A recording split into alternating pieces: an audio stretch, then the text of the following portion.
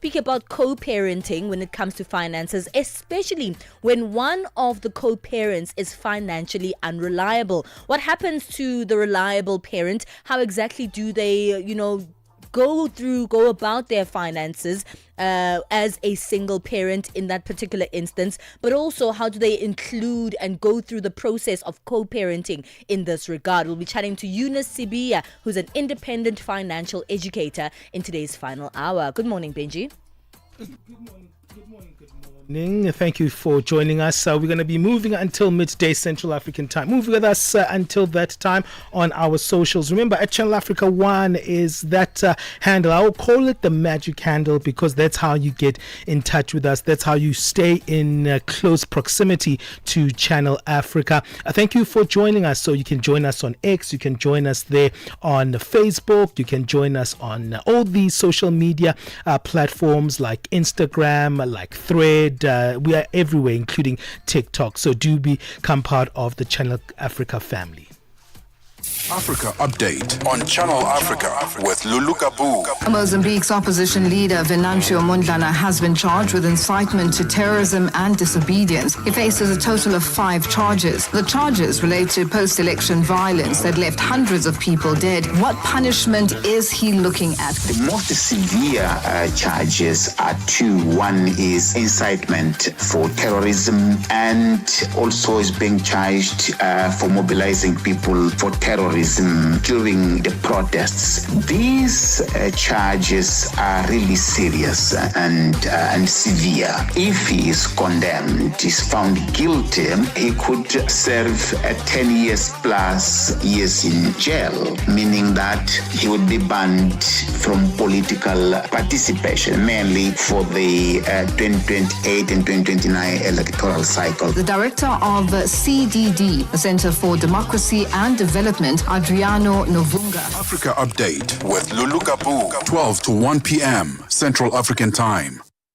Zilipendwa na Abedi Shande la Croix. Tumetoka kusikiliza wimbo na huo ni utunzi wako, wewe ndio umeandika mistari na imani wewe ndio umeandika mstari. Tuanzie kwenye jina. Wimbo unaenda kwa jina gani? Wimbo unaitwa Kanjori. Kanjori. Kwa Njori maana yake nini? Kama jinsi nilivyoimba. Nauza wazo leo, kesho nazo uzuri wake, mwendo wake. Japata kusikia mziki leo. Kekala matendo yake, chana chana. Unatisha kweli. Kanjori. Ni historia gani au message gani ambayo imefichama nyuma ya wimbo? Kanjori kwa ufupi ni kitu kizuri, yaani kitu kizuri. Kitu kadogo yani, alafu ni kazuri ambapo kanavutia kwa kila mtu. Zilipendwa kila Jumamosi kuanzia saa 12 kamili majira ya Afrika ya Kati hadi saa 1 kamili majira ya Afrika ya Kati. Palesa and Benjamin fuel your day with fresh African perspective on Channel Africa.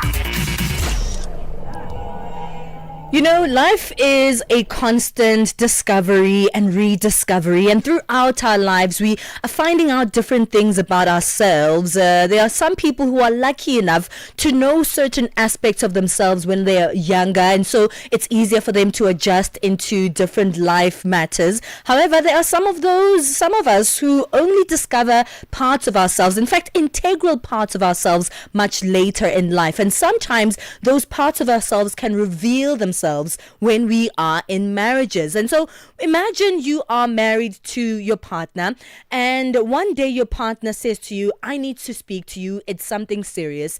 I have discovered about myself, and whether it's something that I've always known or it's a new discovery, my sexuality is not what I think it was. So I'm coming out to you as my partner. I am gay, I am lesbian, I am transgender, and this is now information that both of us will have to deal with. Obviously, it is quite jarring for both parties. The partner who's coming out, which is something that's quite scary, especially depending on which parts of the world that you are. But it is quite hard to reveal yourself and be vulnerable in that space, and also quite jarring for the partner who's hearing these news, who thought they know this person, who thought that they were sure that this person was going to be their person for the rest of their life, and now they have to deal with this new information. We're exploring what it means when someone's truth reshapes a marriage and how the other partner can begin to process the revelation in this regard. Joining us on the line is family law mediator and life coach Rushka Lee. Thank you so much for your time, Rushka. It's always a pleasure to have you on the show. Good morning. Yes, thank you so much for having me. Lovely to be here again. Look, it is unfortunate that, in fact, I don't think it's unfortunate at all that, we are continuously discovering different things about ourselves. And when it comes to sexuality, some people know from the beginning and some people might know much later in life. But when it happens, it's not an easy process or an easy thing because everyone is dealing with really hard truths on a personal level. So I want us to start there, in fact, when the late in life a person who is now discovering their sexuality or maybe only now is comfortable to speak about their sexuality when they're confronted with this change in their lives? Yes, yeah. So, look, at the end of the day, as we get older, we learn more about ourselves. And by that time, life happened and you are probably, you've already built a life where, there's this parts of you and there's people in your life, but that doesn't change the fact that, you are who you are at the end of the day. So absolutely. It doesn't change that you are who you are, but by then you've already taken a decision to be in a marriage, a heterosexual marriage, and now things are changing for you. Where's the beginning of that process? Because now not only are you worried about yourself and this new information about you, which is already hard to process on its own, but you also have to worry about this person who you've decided or you had decided to spend the rest of your life with. Yes, so I'll be honest, it all depends. Like with the heterosexual marriage and divorce, the divorce itself and post-divorce process depended on the initial marriage itself and the level of openness and the level of communication and all of that. So when something like this happens, where it's a question of, I always knew this about myself, but now I really have to, because there's always that niggling in the back of your mind that this is who I am and this is who I need to be. So it's hard being honest with yourself. But the fear of coming out and speaking to the partner shouldn't be the main aspect of this transition. Because if there isn't a good, strong relationship and there is open communication, yes, it is difficult, of course, but it should be as a support, not a shock, kind of a thing. So you're dealing with a lot internally and all of that, and all you're looking for is somebody to talk to and somebody to support you in this decision moving forward. Yeah, unfortunately, it's not that easy because even though you might be reaching out to your partner and expecting support, they're also going through quite a number of feelings themselves. And some of them might be anger. Some of them, they might feel like, did you always know this? Why are you only telling me now? Why did you allow me to be a part of this relationship or this marriage and you were going to turn my life upside down? And sometimes it's not even a matter of moving straight to divorce. It could be like, okay, how do I fit in this new picture? So let's chat a little bit about that. What are the questions that this partner who, is being told this information has to process? Okay, first of all, there is nothing but shock, surprise, anger, and there are like 6,000 things running through the recipient's mind at that time, because the first thing that any human would do is, why are you doing this to me? So that is, it's natural, we're all human, but in order to process everything, just take a breath, take a step back, and this is not really about you, it's about the other person. Yes, they were confused. Yes, they probably didn't know. Yes, they did have an inkling at the back of their mind. But at the end of the day, it took a lot for them to come to this point. And obviously, you are devastated if you've had this life in your head, and you had this happily ever after, riding into the sunset together, and all of that comes crashing down in a matter of minutes. So what I would then suggest is, firstly, see somebody to go through the emotions of everything, but process it first, understand it first, before it gets to a point where the authorities get involved, before we get, go down that road where I'll take you for everything you have because you hurt me. Obviously there's hurt, obviously there's anger, but it all boils down to how can we move forward with this, especially if there's children involved. That becomes very, very difficult and sticky later on. But yes, obviously there's going to be mixed emotions, there's going to be anger, but I would suggest that you see somebody to mourn the life that you obviously are not going to have anymore, and to mourn the ending of the relationship. You can have a healthy ending in the situation. Well, it doesn't always have to end, but it does have to be healthy, because there's so many nuances depending on, in fact, what exactly the news are. So perhaps this partner could say, I am bisexual. I don't know what that means for us, because I am still attracted to you and I love you as my partner, but now I also have this other aspect of myself. Or maybe I'm transgender and I'm actually not even the gender that you thought I was. So you perhaps could have been marrying a woman or marrying a man, but that's not who I am at my core. And now I'm coming out. We need to take a break, Rushka. Stay with us on the line, and we can find out, in fact, from a perspective of a mediator, if you were come in to the situation, what are some of the steps and processes that this couple would have to resolve, whether they decide to stay together or be apart. There needs to be a healthy way to go through something like this. So stay on the line. We're speaking to family law mediator and life coach Rushka Lee, and we'll continue this conversation after the break. Africa in Business on Channel Africa. The United States was very vocal at the beginning of South Africa's G20 presidency, and this is largely due to strained relations with South Africa at the time, that they were not really keen on participating. Where do they stand right now? The US is planning to take over the presidency of the G20 next year, and our understanding from them is that they intend to continue to do so, and therefore it is quite difficult then to be in a situation where you are not attending deputies' meetings or discussions during our presidency and then to take over the presidency next year. From a finance track perspective, there has been engagement. We've been working on a communique last week and this week here in Zimbabwe. What's important about that is that it's a consensus document. And so all the members in the room have to agree to the language that is used there. And our US colleagues have been part of those discussions and negotiations. Bringing the African markets into your home. Channel Africa, the African perspective. 9 to 12 midday, Central African Time. On the move with Palesa and Benjamin Moshatama.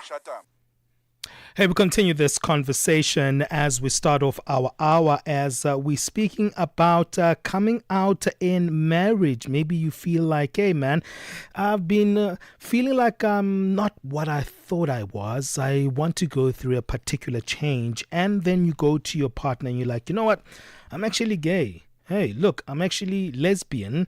For the person who's coming out, it's probably a moment of freedom, of liberation. But the other partner is at a place where they might feel that they've been betrayed. Other people feel like maybe their life is going to dramatically change. How do you navigate such a conversation? Rushka Lee is a family law mediator and life coach here. And, I feel for the other person as well, the one that is actually getting the news revealed to Rushka, because they also are going to change in terms of how their life is. Probably they might try to accommodate their partner in some way.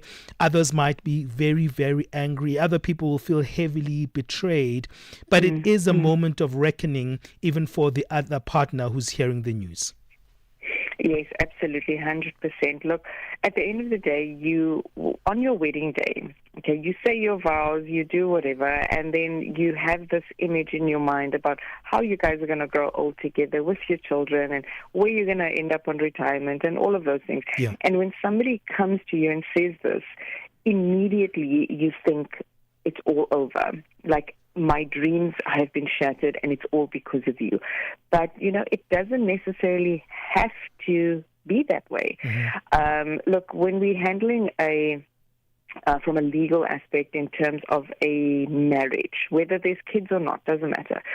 But like I suggested earlier, the first point of call is to go see somebody professionally, like a coach, like a psychologist, to get through the emotional aspect, to see if this is something that we can pursue, but pursue it differently, or if we need to call it quits right now. Yeah. So. And that conversation, do you think, because we are in a legal framework, because a marriage is a legal unit, it makes it more complex of how to navigate moving forward from that? Yes, no, absolutely. So look, with any mediation, with any marriage, whether it's heterosexual or something like this, where there's a new dynamic within the marriage, the divorce process doesn't change. The mediation process doesn't change. The conversation, however, changes. So it needs to be, I wouldn't say that you need to know exactly what you need to do or how you need to move forward before you see a mediator. Yeah. I'm just saying that there could possibly be maybe several directions that we need to take into consideration, and then taking that to the mediator and saying, look, this is what I would like, and let's try and get to that point. But also there's that emotional element as well on this one, and that means life will change. There are maybe children involved. How do you orientate that lifestyle change? Because the gender change is not a very simple one. Of course, at times you have to relate this message not only to each other, but also make sure that you're transparent to children. Also now you also have to extend that messaging to family members. Oh, yes. So that, I think, is probably one of the biggest aspects of this, is the social aspect. It's the family aspect. It's the dynamic within society, within your community. And because it's not highly, accepted, I would say, in a lot of circles, especially on this continent, it all depends, on the level of acceptance, because this can, when you look at it, this can be a possibility of teaching children, your children, our children, the community's children at school, about acceptance. And just kind of, raising that aspect that, a human being is a human being, regardless of how they look on the outside. On the inside, they are filled with values and, what the things that you hold close. So it can be seen as an opportunity to raise the kids, the next generation, with that level of openness and acceptance for all human beings. That's in an ideal world. Maybe there is a difference of belief. Maybe there's a difference of what this actually means. And that could actually filter through to how you actually deliver the news to others as well, not just to each other. Because such news doesn't always come with just simple acceptance. At times there is a rebuttal from the other partner who says, how could you do this to me? Why is this the case? Actually, what's going to happen to our children? In fact, I don't want you to be a part of our children because of this. I didn't meet you in this way. What then? So that is a discussion and a half to have, and to make sure, because no matter how you get to this point of divorce, the first thing, and this is what the highest courts in the land follow this, with the best interests of the children. And that is of paramount importance, regardless of who you are, who you would like to be, how you turn out, and who you are involved with. That is of paramount importance. It's the best and the well-being of the children involved. So how do we know that?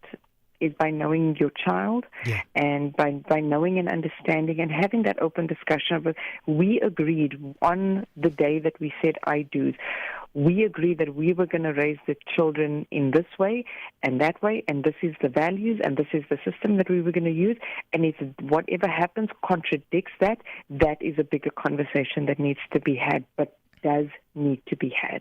seems like a very complex scenario indeed, and it's not an easy one to navigate, but that honest conversation, if you are in that situation, needs to actually happen. Well, Rushka, thank you for joining us. Where can people find you if they want to get your services, or they want to find you maybe online, maybe you do stuff on social media? Yes, of course. They can find me on my Instagram handle is at Rushka Lee, RUSHKALEE. Thank you, Rushka. It's always good having you on the show. You always give us sober advice. That's Rushka Lee, family law mediator and life coach. And we want to get your thoughts on that one. Let us know on all our platforms what you think on that. Speaking about platforms, thank you to everyone who's joining us on our live stream. I see Blackson Piri there on our live saying, we will be together until midday. Well, thank you for joining us until midday right here on Channel Africa. Well, it's 9:30 Central African time. Let's move on to our sports.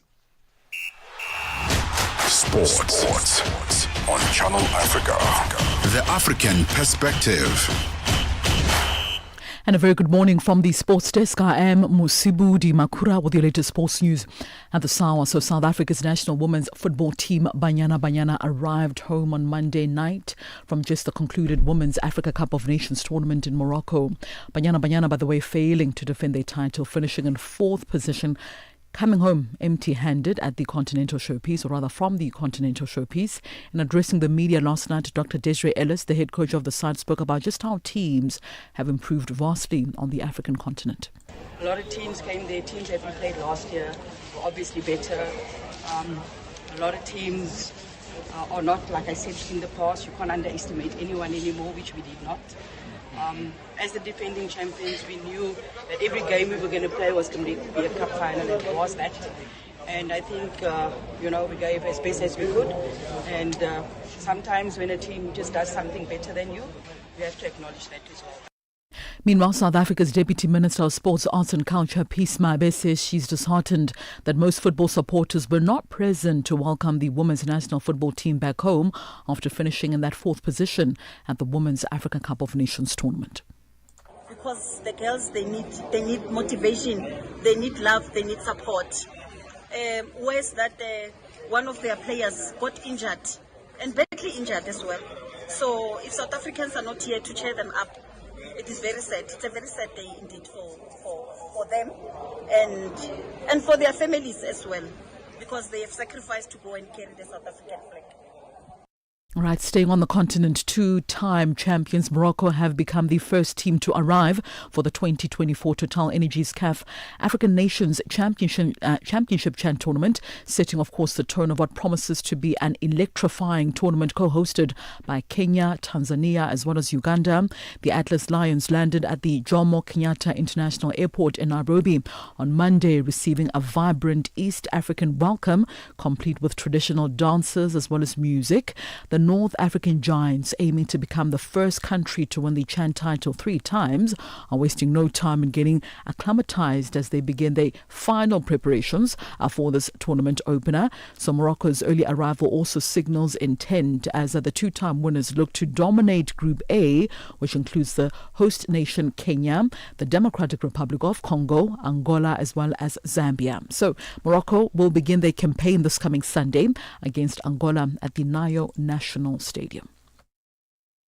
In tennis news now, hometown hero Eugenie Bochart beat Emiliano Arango 6-4, 2-6 and 6-2 in the first round of the Canadian Open in Montreal on Monday to win the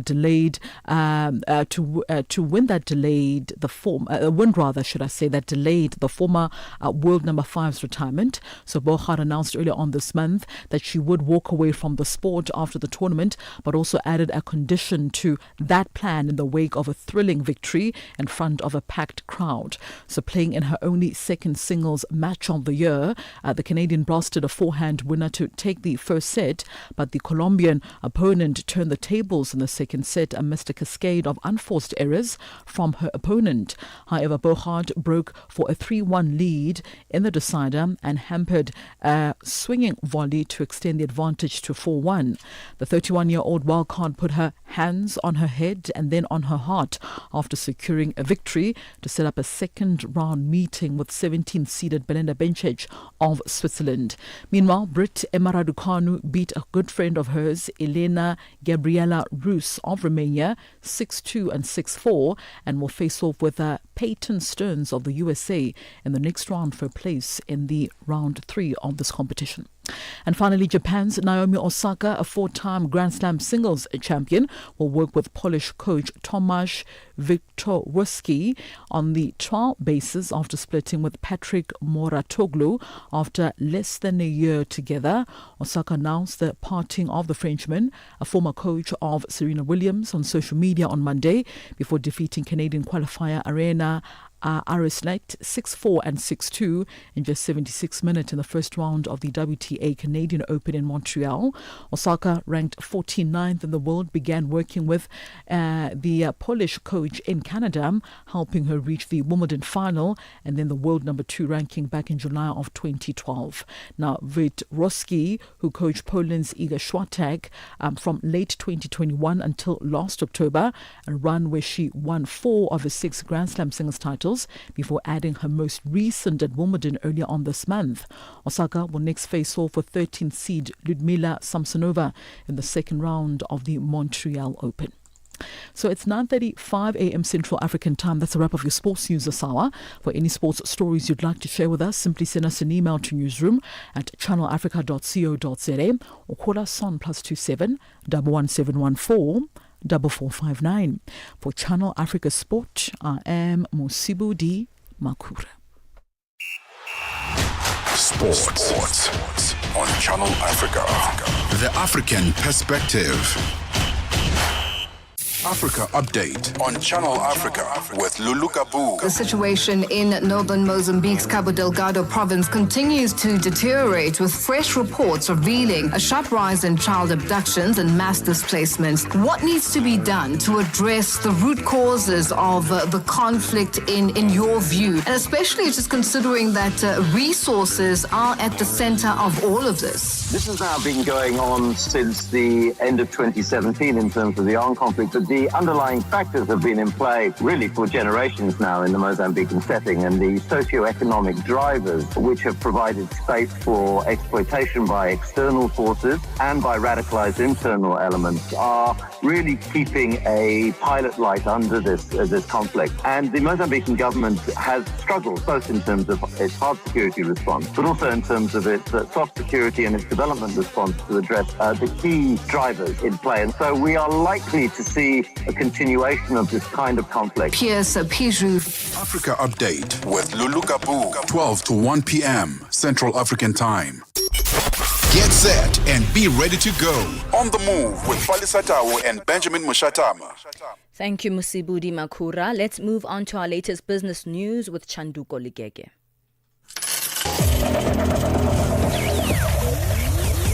Business news on Channel Africa. The African Perspective. Thank you, Palesa and Benjamin. Good morning. Protests in Angola's capital over a hike in the price of diesel turned violent yesterday, with local media reporting that several people had been killed and many arrested following looting incidents and clashes with the police. The Southern African oil-producing country hiked the diesel price by 1/3 this month as part of a long-running government drive to curb costly subsidies and shore up public finances. Many bus taxi associations have hiked fares by up to 50% and went on a 3-day strike starting on Monday. In October last year, Angola's finance minister announced that fuel subsidies amounted to around 4% of economic output and that the government would continue removing them in phases. The head of the African Union has urged its 55 member states to devote 10% of their gross domestic product to agriculture to promote nutritional resilience. Current projections suggest that some 512 million people will be undernourished by the end of the decade, 60% of them in Africa. The BBC's Camilla Mills has the details. Speaking at a food summit co-hosted by Italy and Ethiopia, Mohamed Ali Youssef said the urgency of the situation was beyond doubt, with 280 million Africans malnourished. Mr. Youssef said partners need to honour their commitments to finance and support African solutions. The Italian Prime Minister, Giorgia Meloni, said global food insecurity affected around 10% of the world's population. Humanitarian organisations have criticised recent cuts to US and Western aid, which they say will impact the world's most vulnerable people. Count Me In movement has called on for an urgent overhaul of spaza shops' regulatory system in South Africa. The movement, which advocates for reforms in spaza shops industry, has launched a vital campaign to reform these regulations, which it believes disadvantages local entrepreneurs.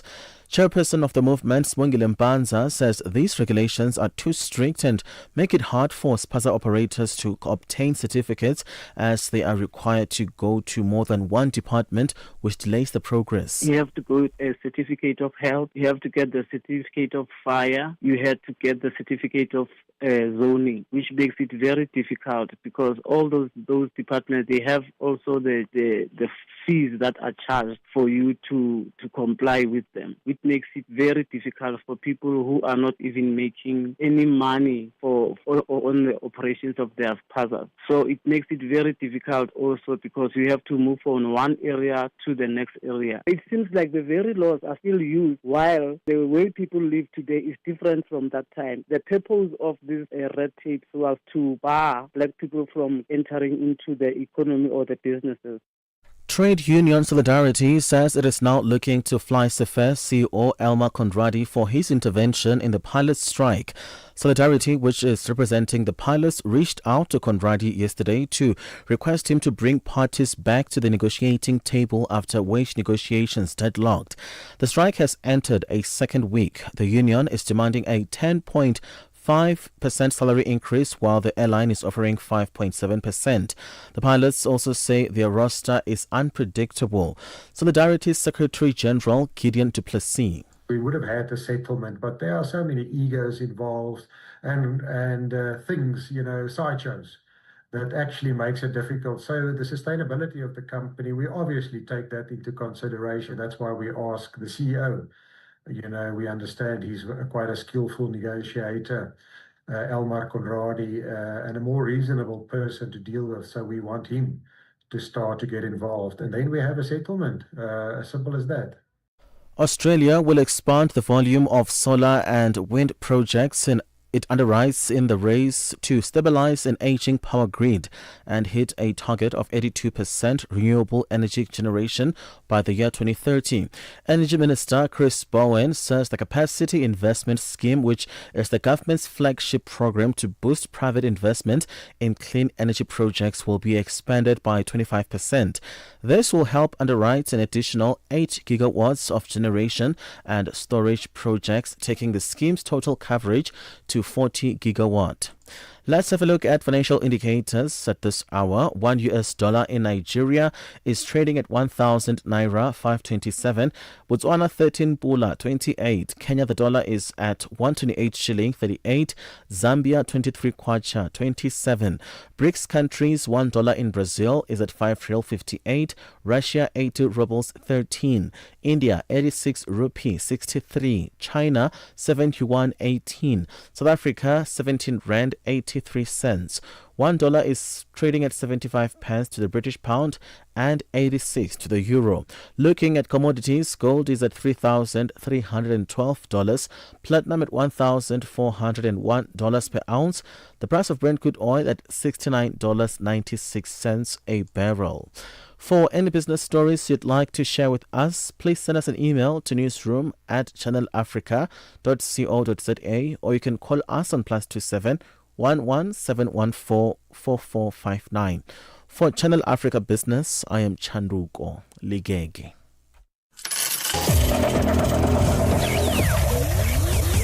Business News on Channel Africa. The African Perspective. Annie Kalonji sur Channel Africa. Nous allons à présent dérouler notre tapis rouge pour accueillir notre personnalité du jour, l'artiste chanteur Sheiki Frey, qui est en ligne de Guinée avec nous. Je suis un artiste guinéen, un créateur, un styliste. Et je fais un peu ce qui plaît à mes fans. Voilà, c'est un peu ça. On a beaucoup de genres de trucs à faire, mais bon, pour le moment, on est basé un peu sur le rap. D'accord. À quelle période de votre vie avez-vous commencé à vous intéresser à la musique, Sheikh? Bon, je crois pas qu'il y ait une période, hein, parce que moi, je suis un mélomane depuis mon petit âge. Annika Longi, tous les dimanches sur Mix Vibration. SABC Sport brings you Chasing the Sun, a powerful 5-part documentary series about the Springboks, telling the rousing tale of their path to redemption and ultimate World Cup glory in 2019. Starting 13 July at 7:30 p.m. on SABC2, tune in every Sunday for the highs, the heartache and the heroics that made rugby history. Stream each chapter on SABC Plus anytime, anywhere. No subscription needed. Don't miss Chasing the Sun, the Sunday at 7:30 p.m. on SABC2. Be there when history shines.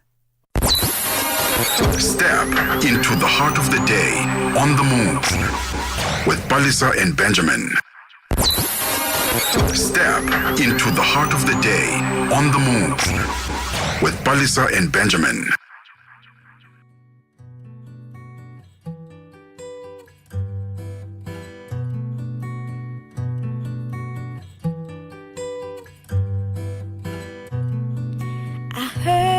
My name, did you call me?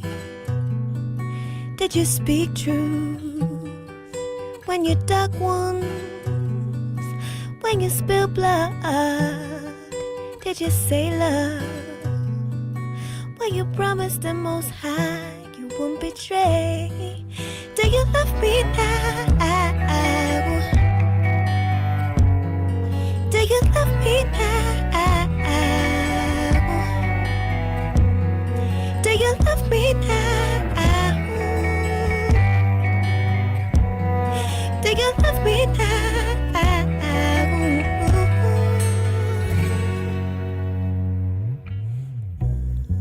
Yes, it's heavy on my heart to communicate. Absent-minded on the earth, devoted to sin, not knowing I'm dead.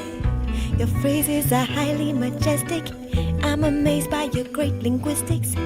Yeah, your words are placed together to sell dubious manifestos. The end is devastating, marriage of lies. Your words are sweet and enticing, but false crandall.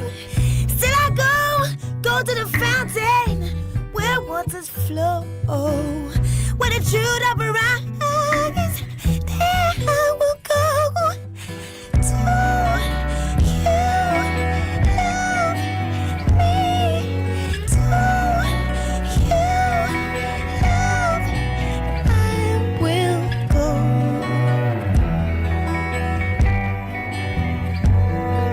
Do you love me now?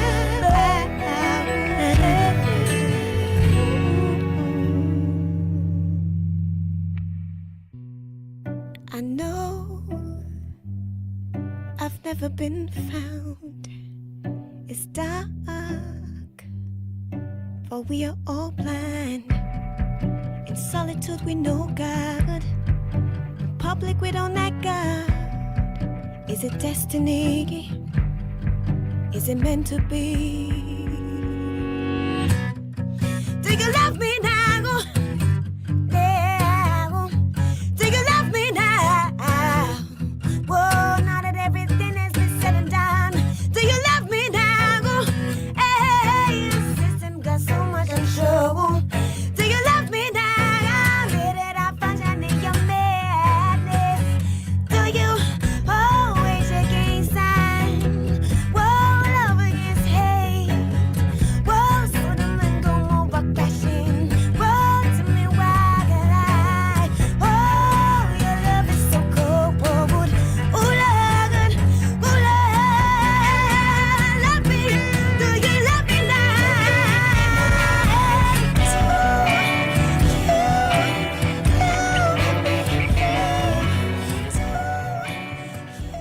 This is Neka with Do You Love Me Now right here on Channel Africa, giving you the African perspective. Thank you so much for being a part of the show and part of the Channel Africa family. We're speaking about coming out to your married partner. Coming out to your partner in a marriage can't be something that's easy because, you know, they thought that they were marrying into one particular idea.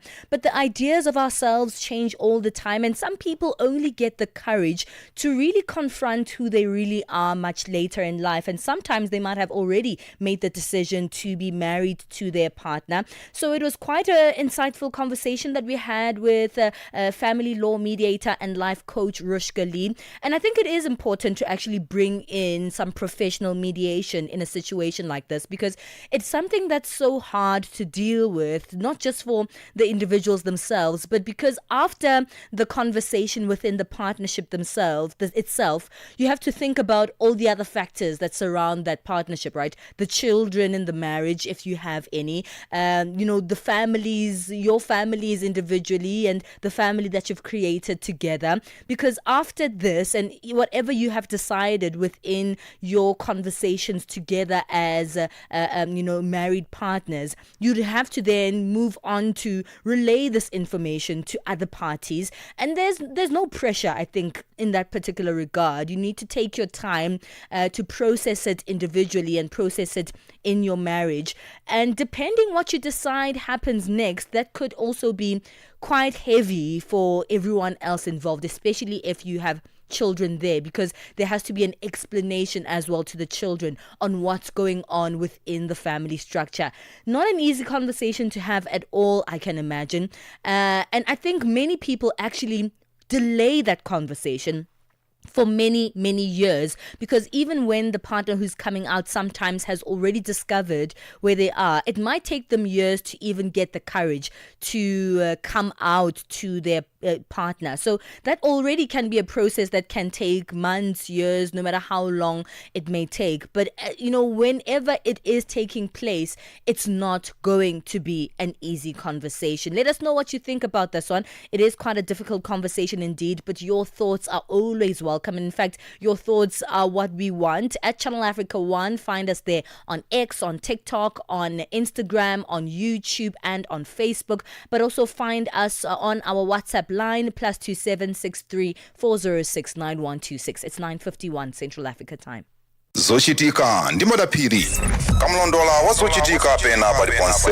Nduna wa zamalonda ku Malawi aletsa kampani yopanga shuga ya Irovo yomwe ndi nthambi ya Irovo Sugar Group Limited kuti isiye kutumiza shuga kumaiko akunja. Malingana ndi nduna ya zamalonda Vitumbuko Mumba, izi zithandiza kuti shuga yemwe yakusowa pamsika azipezeka. Ndiye pano ndili ndi George Muhangu amene ali mu mzinda wa Blantyre mu dziko la Malawi. Chimene chikupangitsa kuti shuga azisowa ndi chani? Chomwe chikupangitsa kuti shuga azisowa ndichonena kuti panopo ili ngati off season ya makampani a Irovo Sugar Malawi, kunena kuti sakutha kupanga shugayi okwanira chifukwa akukolola. Ndiye akamaliza kukolola pameneno atayambeno sopano kugaya shugayi kuti azipezeka. Chinanso ndichonena kuti ma distributors amene akumakagula shuga kaya ndi ku Irovo kaya ndi kusalima shuga akumagulisa kumaiko akunja ngati Zambia, Zimbabwe, Tanzania, Mozambique. Zochitika ndi madaphiri lolemba mpaka lachisanu pa nthawi ya 7 koloko kufikira 8 koloko madzulo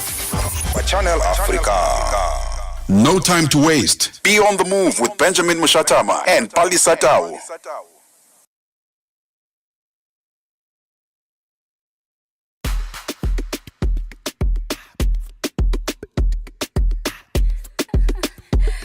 It's Chris with the drama vibe.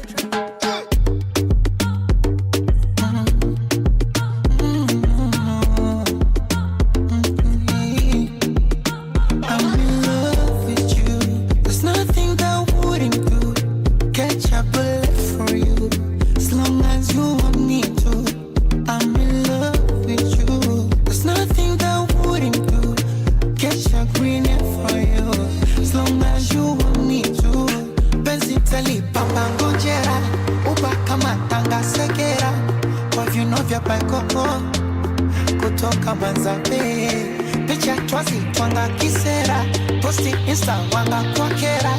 baadaye chali kimoko. Cause I just wanna let them know I'm African beauty. African beauty. You're my African beauty. You're my African beauty. You're my African beauty. Ooh la la la. Ooh la la la. Round the world, girl, I've been looking for you. I think I might just find you in Africa. Girl, you know the sound when I come around. Lost you in the crowd, girl, pick up your crown. Yeah, do it now, do it now. Do it now, do it now. Penzi tali kama ngojera, uba kama tanga segera. Koyoloka bakoko, kutoka mazabe. Picha twaze, twanga kisera. Posti insta, twanga kwakera. Batajali kemoko. Cause I just wanna let you know African beauty. African beauty. You're my African beauty. You're my African beauty. Bembea, takupepea. African beauty. Oh, love is what I see when I look into your eyes. Tiny Cubo, waga navona, navona. And you know I deserve to be the one that takes you high. Timwili chumbani kila kona. Benzi tali pamba ngojera. Uba kama tanga segera. Kwa vino vya baikoko kutoka manzabe. Picha twazi twanga kisera. Posti insta wanga kwakera. Baadaye chali kimoko. Cause I just wanna let them know I'm African beauty. Oh, you're mine, yes, you're mine, African beauty. This is Diamond Platinums featuring Omarion, African Beauty. That's exactly what we explore here. Everyday beauty in various ways as we are as the African people and the African continent. We keep things moving into the next hour of the show, but don't forget you can still give us your thoughts on this hour's conversation. Speaking about coming out during marriage might be something that's pretty hard to do, especially in the context of, the spaces and the communities that we live in, and it can't be something that's easy at all. If any of you have actually gone through something similar to this, perhaps let us know. We'd love to hear from you on +2763 406 9126. We're going to be going into our workplace in the cubicle feature in the next hour of the show, speaking about disciplinary hearings. And I know some of you have actually been through them, but I feel like when we go into the workspace,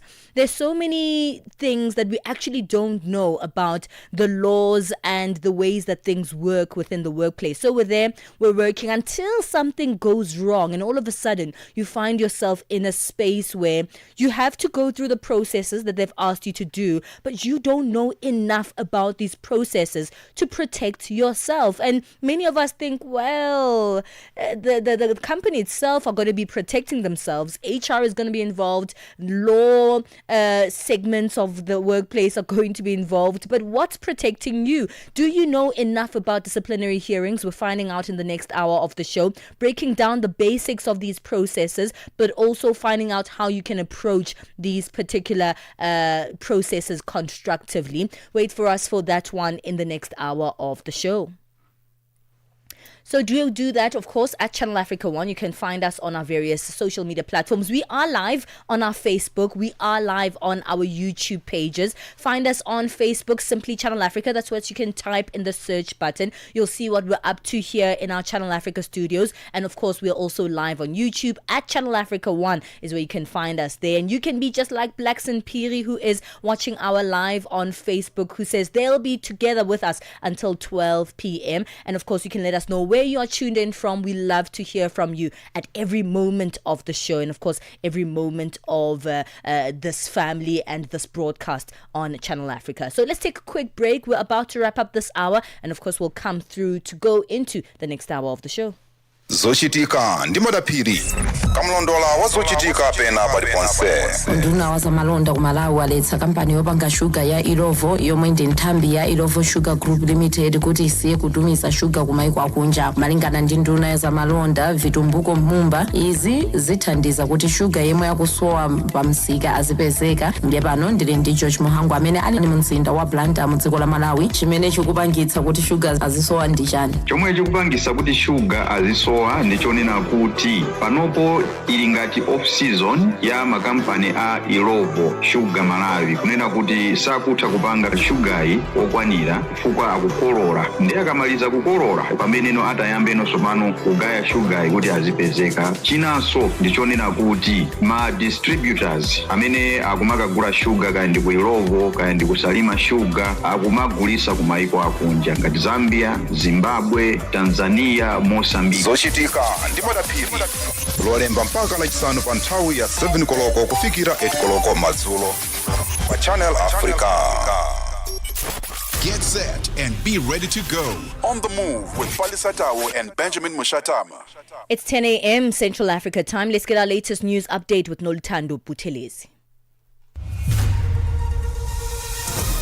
SABC News. The African Perspective. Thanks, Palesa, and good morning. Top stories this hour: 35 killed in Nigeria despite ransom pay, and the East African community takes major steps to ease migration. Kidnappers in Nigeria have killed at least 35 people that they've abducted from a village in northern Zamfara state, despite ransoms being paid for their release. In recent years, criminal gangs in the region, known in the country as bandits, have taken to kidnapping people as a means to raise money. In this incident, 56 people were taken from Banga village, Kauran Namoda local government area in March. The gunmen then demanded a ransom of just over $600 per captive. Local government chairman Manuru Haidara Kaura said that the most of those killed were young people. There's been protests over cuts to food aid at a large refugee camp in Kenya. Demonstrators have reportedly clashed with police and set fire to United Nations building. Officials said that this followed the announcement of UN plans to assist only some of the refugees because of budget cuts. The BBC's Anne Soy has the details. The World Food Programme says it is investigating the circumstances that led to a fire in one of its storage facilities at the Kakuma refugee camp. The agency told the BBC in June that it had run out of supplies to give to the over 300,000 refugees from 23 countries who are living there. The US has been providing more than 70% of the aid, but now funding cuts have hit hard. The BBC has learned that there are plans to give whatever aid is available now to only a section of the refugees, and that has triggered protests.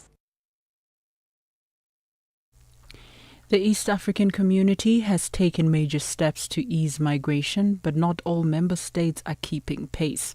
This is according to a new study authored by Ellen Hish from the New South Institute, which highlights that while countries like Kenya, Uganda and Rwanda have embraced the Common Market Protocol, others are falling behind.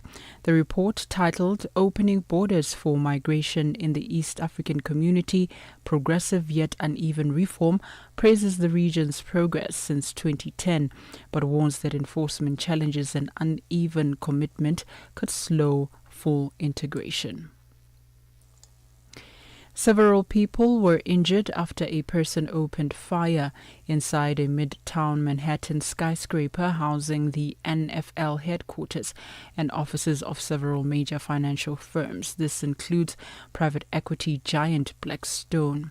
New York City officials say that police did not immediately make details of the shooting public. One New York Police Department officer was killed, 2 civilians were struck by gunfire, and the suspect was believed to be dead. At one point during the violence, the gunman had barricaded himself inside the office tower, possibly on the 32nd floor of the building. A source said that the information was preliminary and the condition or extent of the injury sustained by the 2 civilians was not immediately known. Other news media outlets citing their own sources reported death tolls between 4 and 5, not including the suspect.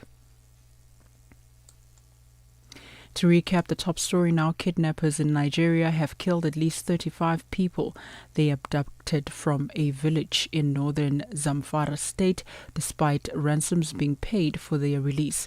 In recent years, criminal gangs in the region, known in the country as bandits, have taken to kidnapping people as a means to raise money. For any news stories that you would like to share with us, please do send them to newsroom@channelafrica.co.za or call us on +27 11 714 4459. For Channel Africa News, I am Nolutando Butelezi.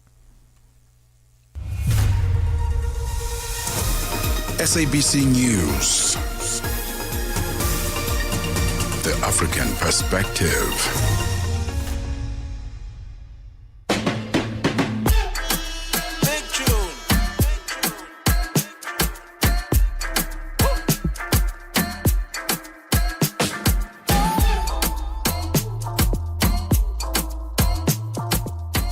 Five minutes past 10 o'clock Central African time. This is where we are actually moving into the second hour, into our In the Cubicle feature. And I always say I love this feature because most of the time when you get into the space of work, it feels like you're walking alone, right? And you're doing things and navigating the difficulties and the challenges and the politics of the workplace all by yourself. But in this feature, we hold your hand to say, hey, how do we navigate some of the difficult things that we face in our workplaces, but also the challenging things, but also the opportunities that we find in our workplaces? Well, today it's going to be an interesting one, a difficult one, because to be called to a disciplinary hearing is a bit of a difficult thing to be going through. I think there's a lot of emotional difficulty to be called to your bosses and them saying that you did something wrong. Just going into that office, you feel intimidated by the environment. In fact, you're probably walking into that office on your own and you have to confront maybe 5 colleagues in the same building who are interrogating you on something that you might have done or might have not done. So it's not an easy thing. So we're going to be speaking about that, how a disciplinary hearing works. What do you do? Do you have something as an employee that can help you through the process? Do you have someone who can help you through the process? I know many times many employees know and are convinced that, you know what, the HR is not representing me. HR is actually representing my company. Yes, it's here to make sure that I'm in an environment that is good, but mostly for the interest of the business that I'm in and not necessarily for my personal needs. So what do you do when you are called into a disciplinary hearing? That's a difficult one. We'll break down the basics of disciplinary procedures, what are the employee rights, and how to approach the process constructively. Is there an agent who can assist you while you have that? You know, many of workers these days, post-COVID-19, do not have unions because we work in a very flexible environment. What do you also do in that environment as well, where maybe you are not an on-site employee, but now you're being disciplined on something that you don't understand, and maybe you've been working off-site? Do you have the same rights as the people who work on-site? We'll speak to Sekgofalang Nagafela Bibiza, who's a human resource consultant, just in a few minutes' time. Yeah, stay with us right here on the move. We're in the second hour, and of course, we're moving on with the conversations of the day. That's quite an important one because I don't feel like a lot of employees actually understand how to protect themselves, which is, I think, the most important part of a conversation like this. If you don't know the information and the processes, then you actually can't stand up for yourself within those procedures. And is there a need to stand up for yourself, especially depending on what it is you've been called into the disciplinary hearing for? Well, that's not the only conversation we'll be engaging with today. We'll move on to our Money Matters feature in the next hour. And today we're finding out how to actually deal with your personal finances when you are a co-parenting with someone who is financially unreliable. That's another conversation that to have, because I think many people are actually going through the struggle each and every day. We'll be chatting to Eunice Sibiya, who's an independent financial educator. And who initiates that conversation? Is it's the person who's going through the initiation itself, because you've initiated this conversation many times with your partner and said, or your ex-partner, and you're like, look, you know what, I'm having financial difficulties here, and then you have to go back again and confront them again after they're in action. So it's going to be an interesting one, because as much as you talk to people, many people are very indifferent to your opinion and what you need. They'll tell you that they just don't have the money to support their own child, and then they kind of move on with life. So it's a tricky one there. We'll help you unpack that one in the next hour. Well, we'll all be unpacking it because we really want to understand what to do in those circumstances. At Channel Africa 1, as usual, you know where to find us. Come through. We love to enjoy these conversations with you. Come on to our live streams. We have a kind of a new setup, so you'll be able to enjoy seeing that as well, especially if you're someone who regularly visits our live stream. We're on Facebook and we are on YouTube, but we're also on all our social media platforms. That's where the engagements are happening, that's where the conversations are happening, and that's where you can be a part of the Channel Africa family. It is the second hour of the show. Let's go. We're on the move. The Midnight Snack, 12 to 3 a.m. Young couples or young people that are getting married, we often hear of divorces, that they're getting divorced, and it's quite worrying because when we attend these weddings, we want to see these people flourish and celebrate 30-year anniversaries. What do you think is the main challenge that is facing newlyweds? We say that tell me how you were raised and I'll tell you how you love. So when we see people getting married, that's not where the relationship actually starts. The relationship starts with how you were raised, what you were familiar with, because we are attracted to what we are familiar with. If you don't have a background where love was prominent, where love was authentic, it's going to be very difficult for you to manufacture that in later life. So our upbringing has something to do with it. The Midnight Snack, every Monday, 12 to 3 a.m. with Chanduko Ligege. Zochitika ndi Madaphiri. Kamlondola wa Zochitika pena paliponse. Nduna wazamalonda kumalawi waletsa kampani yopanga shuga ya Irovo yomwe ndi nthambi ya Irovo Sugar Group Limited kuti isiye kutumiza shuga kumaiko akunja. Malingana ndi nduna yazamalonda Vitumbuko Mumba, izi zithandiza kuti shuga yemwe yakusowa pamsika azipezeka. Ndiye pano ndili ndi George Muhangu amene ali mu mzinda wa Blantyre mu dziko la Malawi. Chimene chikupangitsa kuti shuga azisowa ndi chani? Chomwe chikupangitsa kuti shuga azisowa ndichonena kuti panopo ili ngati off season ya makampani a Irovo Sugar Malawi, kunena kuti sakutha kupanga shugayi okwanira chifukwa akukolola. Ndiye akamaliza kukolola pameneno atayambeno somano kugaya shugayi kuti azipezeka. Chinanso ndichonena kuti ma distributors amene akumakagula shuga kaya ndi ku Irovo kaya ndi kusalima shuga akumagulisa kumaiko akunja ngati Zambia, Zimbabwe, Tanzania, Mozambique. Zochitika ndi Madaphiri. Lolemba mpaka lachisanu pa nthawi ya 7 koloko kufikira 8 koloko madzulo pa Channel Africa. Step into the heart of the day on the move with Palesa and Benjamin. Hey, this is not an easy process when you're brought forward for a disciplinary hearing at your workplace. Working is an opportunity, but that's where you also want to put your best foot forward. Many times at work, you can make mistakes, multiple mistakes, but at times you can also find yourself where you are at fault for something that you've done, which is against what should be happening in the workplace. At times, it could be a rumor that's been spread. Maybe you've been called in for something that you have no clue what it's about, and maybe facts have been misconstrued, or maybe there's a disagreement between you and your colleagues, and you were the one who was not at fault. So it's difficult to say who was at fault because there's no real recording of what happened in that scenario. So what happens when you find yourself having to be in this situation when you are called forward to a disciplinary hearing? What should you actually be doing? What is the first process that you should be following? But most interestingly, what should be the cases that actually bring you forward to a disciplinary hearing?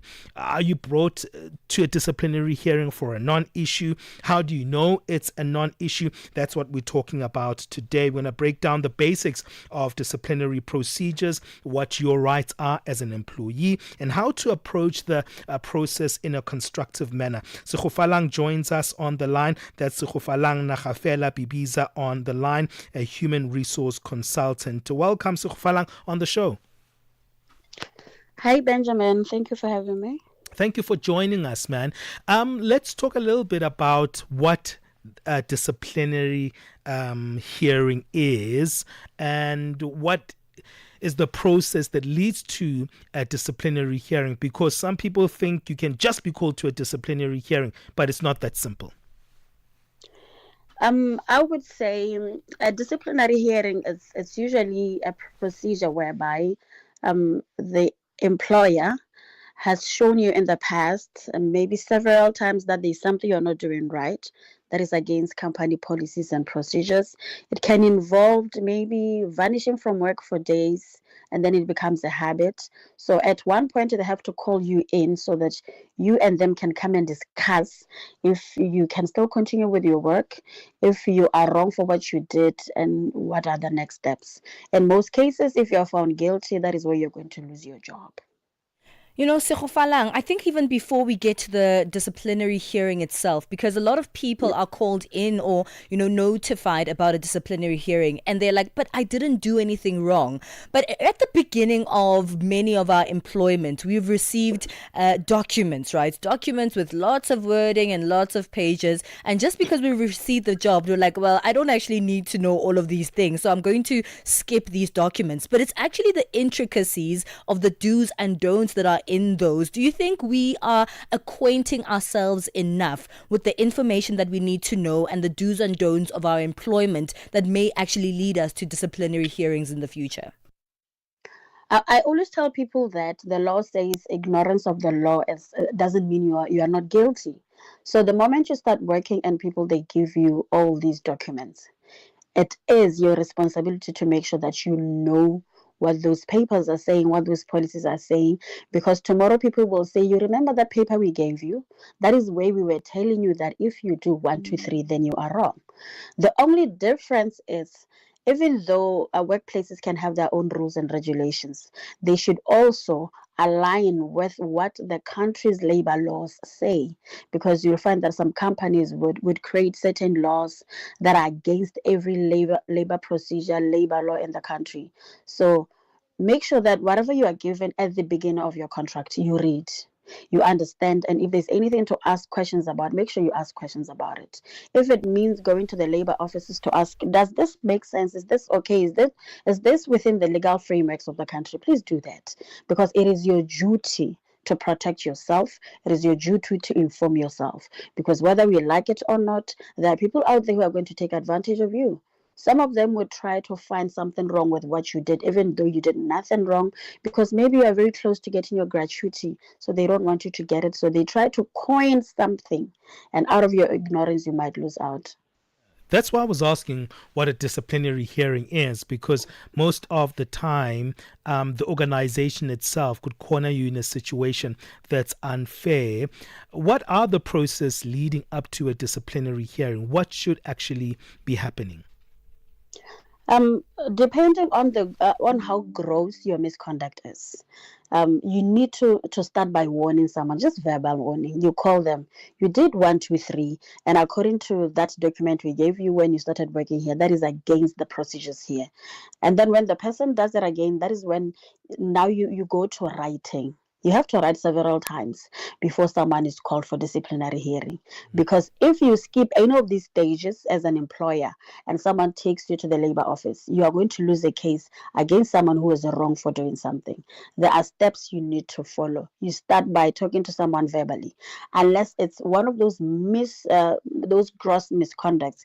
Maybe someone was taking drugs in the premises where they're working. Those are some of the things that are beyond you. It involves police. That is where maybe you can skip certain procedures. But the other ones, there are procedures. You start by talking to someone, then you start writing. Third warning, that is when now you call for a disciplinary hearing. And you need to tell them that you are going to call them for a disciplinary hearing, and you need to allow them to bring a witness or someone who's going to talk on their behalf. Because despite you calling them there, it is still allegations. They're still not guilty. So allow them the right to representation, allow them the right to have someone as a witness for them. That's interesting that you say that, because the reasons behind a disciplinary hearing can look different in many countries here on the African continent or even in the world. But just generally, what could you be brought forward to when it comes to a disciplinary hearing? Are there basics on which you should be aware of? I think generally across the world, there are things that as an employee you are not supposed to be doing. I'll give you an example: coming to work drunk. That would be general across the whole world. Vanishing from work, that days you don't pitch up, no one knows where you are. And then there are those people who come to work but they don't do their work. It's always a missed deadline. It's always something you were supposed to do that you did not even submit. There is swearing at other employees at work, fighting with other employees at work. There's what we call insubordination. You are given instructions, do 1, 2, 3, by someone who's senior to you, delegating something, and you blatantly refuse to do your work. Those are some of the general ones. It's a lot, but I think those are general across all workplaces. Mm-hmm. Well, we'll continue a little bit about the process in itself. As an employee, do you have someone who can help you through the process? Maybe we can expand from unions. Maybe if you're not unionized, what can you do to actually get assistance as someone who is an employee? We'll come back to that after our break. It's 20 minutes past 10 o'clock Central African time. Are you fluent in French, Chinyanja, Portuguese, and Kiswahili? Are you passionate about radio? And are you looking to work in South Africa? Do you have papers that qualify you to work in South Africa? In that case, we might have an opportunity for you to work for Channel Africa. Send us your CV and demo at newsroom@channelafrica.co.za. Remember, if you don't hear from us within 14 days, it means you have not made it or you have not been selected. Channel Africa, the African perspective. Palesa and Benjamin, fuel your day with fresh African perspective on Channel Africa. So what do you do when you've been called in for a disciplinary hearing? We're in the cubicle and we're having this conversation today. Do you understand the ins and outs of disciplinary procedures within your workplace? Still helping us unpack this is Sekgofalang Nagafela Bibiza, Human Resource Consultant, who's going to be helping us understand this better. So you get your first warning, Sekgofalang. You get perhaps another, maybe a verbal warning and then a written warning, and suddenly it's time for the disciplinary hearing. Many of us go into a workplace environment not expecting that one day it would be us having to be called into this disciplinary hearing. So I would think many of us don't actually know the procedures, but not just the procedures. Many of us don't actually know what we have to do. And we think that, okay, I'll just have to go and show up because they asked me to. When you receive that email or, that notice of that disciplinary hearing, what's the first thing that should be on your mind as an employee? First of all, in the email, or even if it's a letter that they're writing to you, they need to tell you why they're calling you in. Why do they feel like there should be a disciplinary hearing against you? Because you need to prepare yourself. If it's an issue of you defending yourself, maybe because someone is just trying to push you into a corner, someone is trying to destroy your job, and you have evidence, you need to be able to prepare everything you are going to use to defend yourself when you are in the disciplinary hearing. Number two, they should have stated in that email, in that letter, that you have a right to representation. Representation, if you don't have a union, you can bring a co-worker you trust. You can bring a lawyer from outside. You can bring an HR person you know from outside. Can you come and listen to this with me?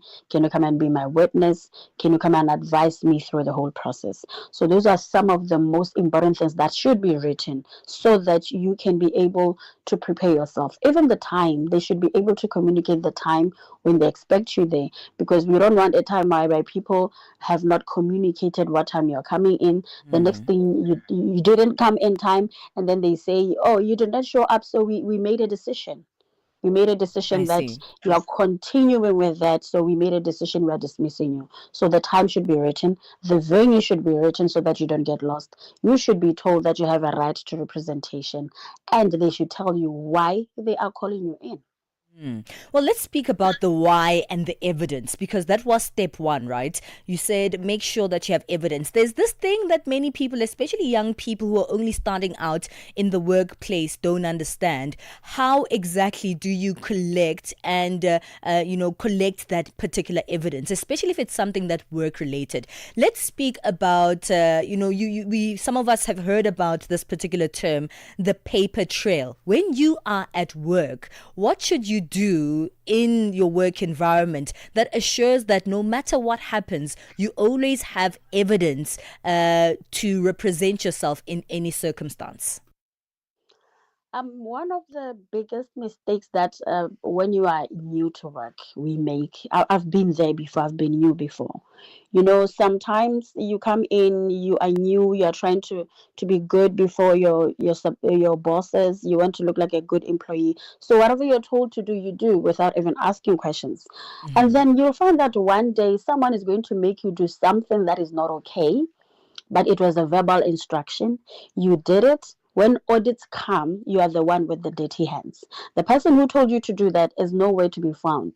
So during my induction, when I got into the public service, one of the people who was inducting us told us that if someone is telling you to do something that you are not sure about, it's a verbal instruction. Go back to your office, write an email, confirm to them, say, as per a meeting that you just had in your office at 10 o'clock, you said I should do 1, 2, 3. Can you please confirm if I should go ahead? That's such an important thing. You just do that. Why is that important, to make sure that there's constant communication, but in the written format? Because I think we feel safe in the workplace. That's one of the biggest deceptions. We think when we have a conversation, it's basically professional, and that's where people get in trouble most of the time. The bottom line is we're at work and everyone has their own agenda. So a work email is an official document. Whether it was one sentence, whether it was 2 sentences, whether it's 2 words, as an official document. So the moment someone is trying to tell you to do something that is not, that shouldn't be done, you send that email, they should be able to respond back to the email. If they don't respond back to the email, then you have a right not to do what they told you to do. Because they will have to tell people why they felt you were being insubordinate if they did not say, yes, I said that, go ahead. Why can't they not communicate it through the work email like you did? So anything they cannot make official, they're scared to make official, should show you that this person is trying to mess things up for me. This person is trying to make me do things that I'm not supposed to do. Because we have situations whereby someone will try to embezzle money in the workplace, so they use the juniors. When the audits they come, the junior is the one who buys the dust. They remain behind.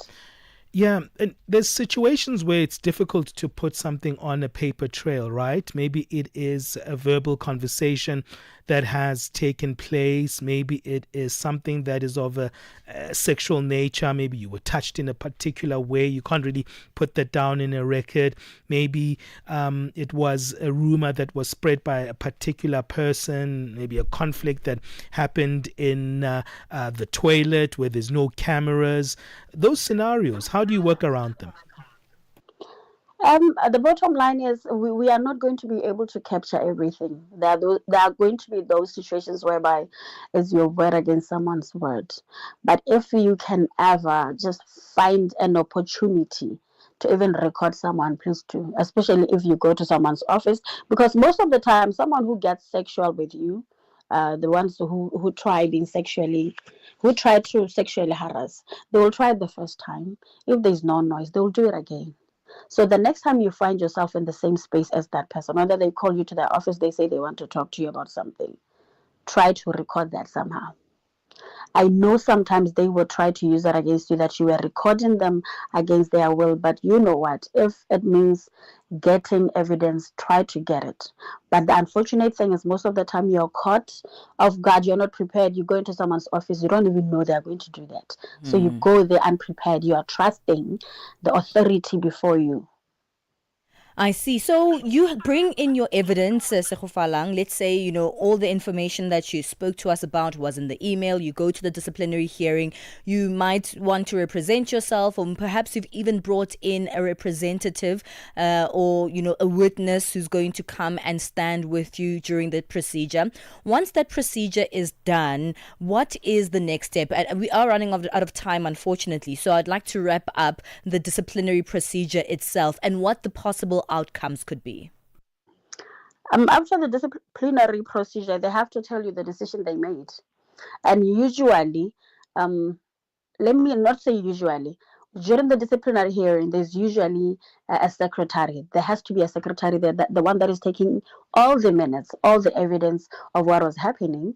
So they will tell you what the decision was. If you feel like it was unfair, you have the right to ask for the minutes, attach your evidence, and write an appeal. Okay. Tell them this is what happened. These were this was my evidence, but these people, they took this decision, and I feel like it's unfair. All right. And obviously post the appeal procedure, depending what the outcome of the appeal is, you could either go to, a bigger body, an industry body to, further appeal, or you could just accept the decision of the appeal that you've put in and I guess move on, right? Yes. All right, we'll have to leave it there. I know there's still a lot to this process that we haven't touched in, but it's important that we had the basics down because more than anything, workplaces have protected themselves through the law, through HR, etc. But it is the individuals within those workplace spaces that need the information to understand what goes on in the disciplinary hearing and the processes that they can follow. Thank you so much for your time, Sekgofalang, and it's a pleasure to get this information from you this morning. Thank you so much. That's human resource consultant Sekgofalang Nagafela Bibiza speaking to us about how the disciplinary hearing works and how you can protect yourself as an employee. That's our In the Cubicle feature right here on The Move. It's 10:30 Central Africa time. Musibudi Makura is back with our latest sports. Sports on Channel Africa. The African perspective. Thank you, Palesa. Very good morning once again from the sports desk. So the Nigerian women's football team touched down in the capital on Monday for an audience with the president fresh from their weekend Africa Cup of Nations victory over Morocco. So the Super Falcons, winners of Saturday's Women's Africa Cup of Nations final, were greeted on the tarmac at Abuja's International Airport by traditional dancers, drummers, as well as a swarm of journalists and government officials. They then departed in a convoy escorted by security to meet President Bola Tinubu. Now, the women brought their 10th WAFCON trophy, a culmination of years of dominance at the continental level despite struggles at home over late payments as well as pay disparities with the men's team. So to grab the gold, the Super Falcons of Nigeria mounted a stunning comeback from a seemingly fatal 2-0 deficit, winning 3-2 over their WAFCON hosts at Morocco in Rabat. The Super Falcons, by the way, were rewarded handsomely by the President Tinubu. Take a listen. On behalf of the grateful nation, I hereby conferred on the players the 11-man technical team with national honor of officer. I hereby direct the allocation of 3-bedroom apartments for each of the players and technical crew In addition, there is a cash award of the Naira equivalent of $100,000 each. Right, back home now, South Africa's Deputy Minister of Sports, Arts and Culture, Peace Mabe, says she's disheartened that most football supporters were not present to welcome the national women's football team, Banyana Banyana, this after finishing 4th at the recently concluded Women's Africa Cup of Nations tournament. So Banyana Banyana arrived home on Monday night to know Fan. Because the girls, they need motivation, they need love, they need support. Where's that one of their players got injured, and badly injured as well. So if South Africans are not here to cheer them up, it is very sad. It's a very sad day indeed for them and for their families as well, because they have sacrificed to go and carry the South African flag. Meanwhile, SAFA's Chief Medical Officer, Dr. Tulani Ngwenya, has confirmed that the association, the South African Football Association, will carry the costs of getting Gabriela Salgado back on her feet. Literally, this follows a horrific injury in their Women's Africa Cup of Nations semi-final defeat to Nigeria. So Salgado stayed down on the floor in deep anguish while her teammates were inconsolable last Tuesday after a tackle from behind broke her leg in the 83rd minute. Ngwenya says while they will involve her club at JVW, SAFA will have to take the driving seat throughout the whole recovery as well as the rehabilitation process. SAFA will be managing and because she belongs to JVW and she'll be back in the country, we will also rope them in and will not really hand over to JVW, but we'll manage together. Because in women's football, we still try to cover quite significant management when it comes to players that got injured at national team duty. Onto this now, two-time champions Morocco have arrived in Kenya for the upcoming 2024 Total Energies Chan tournament, setting of course the tone for what promises to be an electrifying tournament co-hosted by Kenya, Tanzania as well as Uganda. The Atlas Lions landed at the Jomo Kenyatta International Airport in Nairobi on Monday, receiving a vibrant East African welcome, complete with traditional dances as well as music. The North African Giants, aiming to become just the first country to win the Chan tournament 3 times, are wasting no time in getting acclimatized as they began their final preparations for the tournament opener. Morocco's early arrival also signals the intent as the 2-time winners look to now dominate Group A, which also includes the co-hosts Kenya, the Democratic Republic of Congo, Angola as well as Zambia. They'll begin their campaign this coming Sunday against Angola at the Nyayo National Stadium. And finally, Australia completed a 5-0 sweep of the West Indies in their T20 International Series, with Ben Dorhurst's bowling paving the way for a 3-wicket victory in St Kitts on Monday. So Mitchell Owen top scored for Australia with 37 runs from 17 balls, while the likes of Cameron Green on 32, Tim David on 30 and Aaron Hardy on 28 on out all made valuable contributions as the visitors reached their target of 171 from just 18 balls to spare. The win also sealed the first T20 series sweep by the Australian men's team in the West Indies.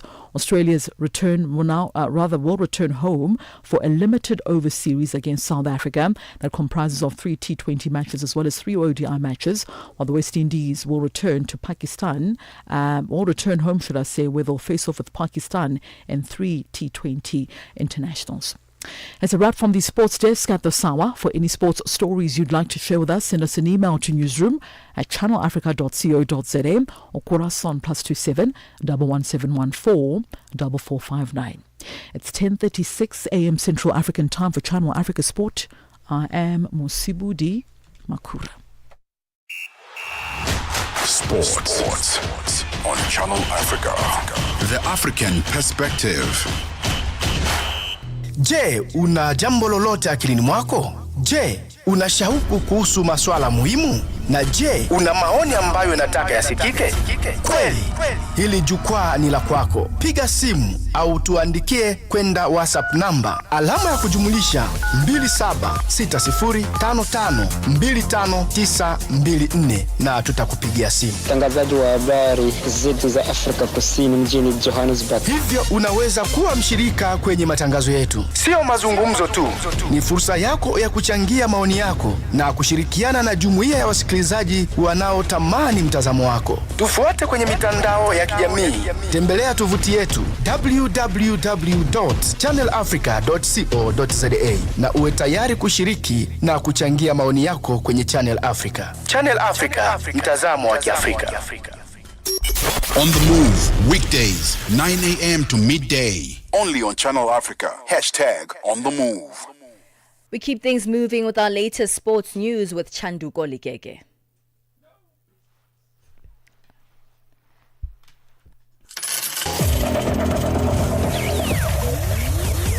Business news on Channel Africa.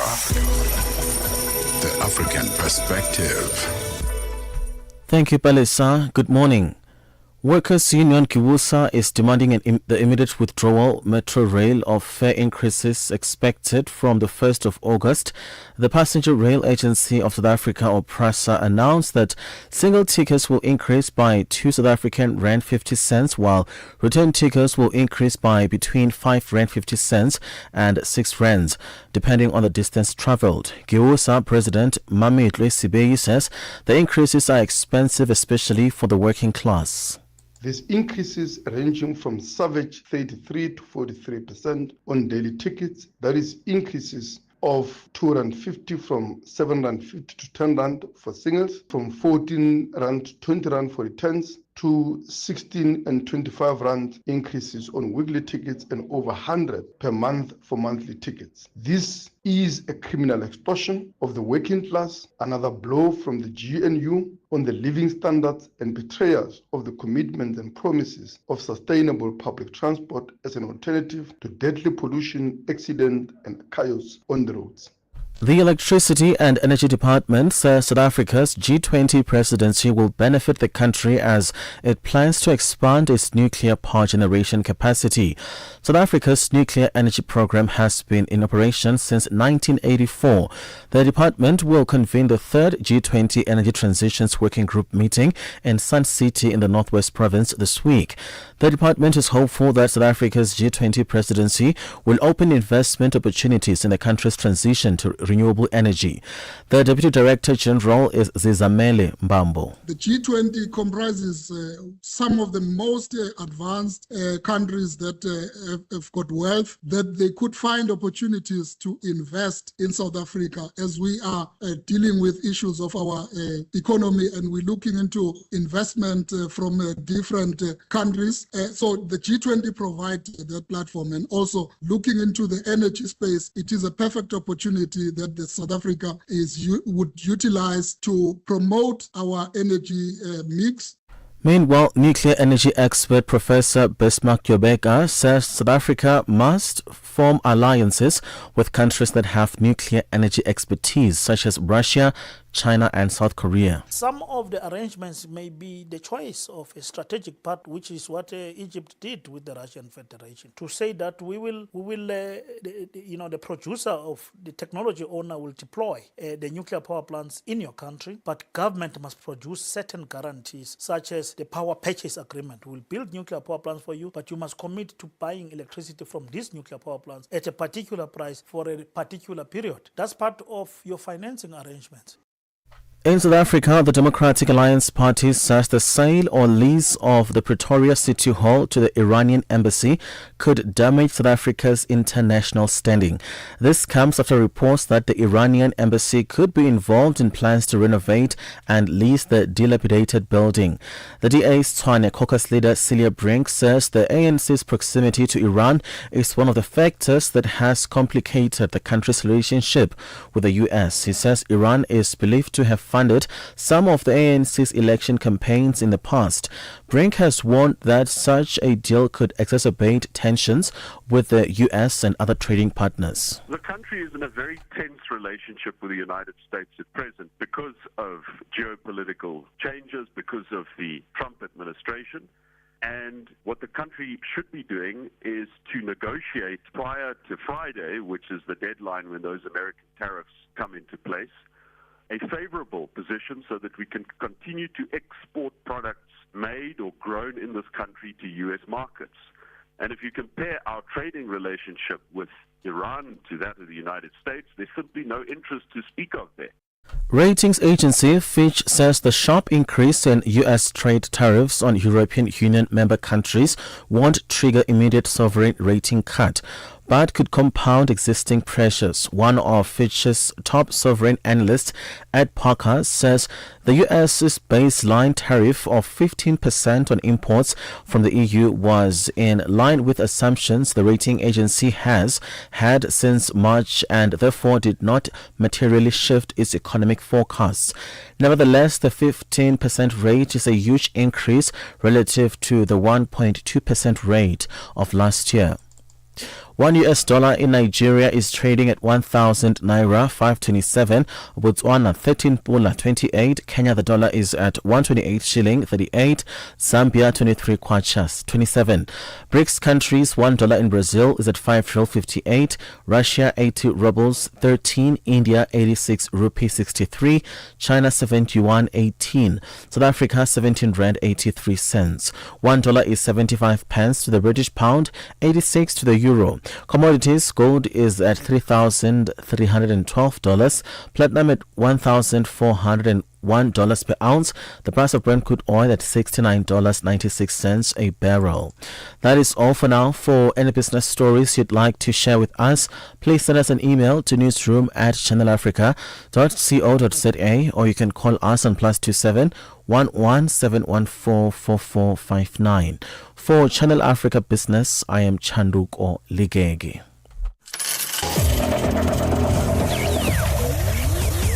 Business news on Channel Africa.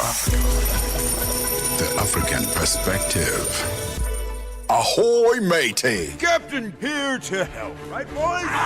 Set sail with us on a digital voyage like no other. Channel Africa has a treasure trove of awesomeness. That is our website and social media pages. Tell me, why are you here? We want you to be part of our adventure. The winds are changing, Captain. And this time... Imagine a world where curiosity knows no bounds, where entertainment meets enlightenment, and where every click leads to the African perspective. Visit us on our website, www.channelafrica.co.za, or follow us on Instagram or on X at Channel Africa 1. Go on, like us on Facebook at Channel Africa 1. So, spread the word. Tell a friend that Channel Africa's online variety is what they need on the web. Channel Africa, the African perspective. SABC Sport brings you Chasing the Sun, a powerful 5-part documentary series about the Springboks, telling the rousing tale of their path to redemption and ultimate World Cup glory in 2019. Starting on the 13th of July at 7:30 p.m. on SABC2, tune in every Sunday for the highs, the heartache, and the heroics that made rugby history. Stream each chapter on SABC Plus anytime, anywhere, no subscription needed. Don't miss Chasing the Sun this Sunday at 7:30 p.m. on SABC2. Be there when history shines. Call us on +27 63 406 9126 and contribute to the conversation.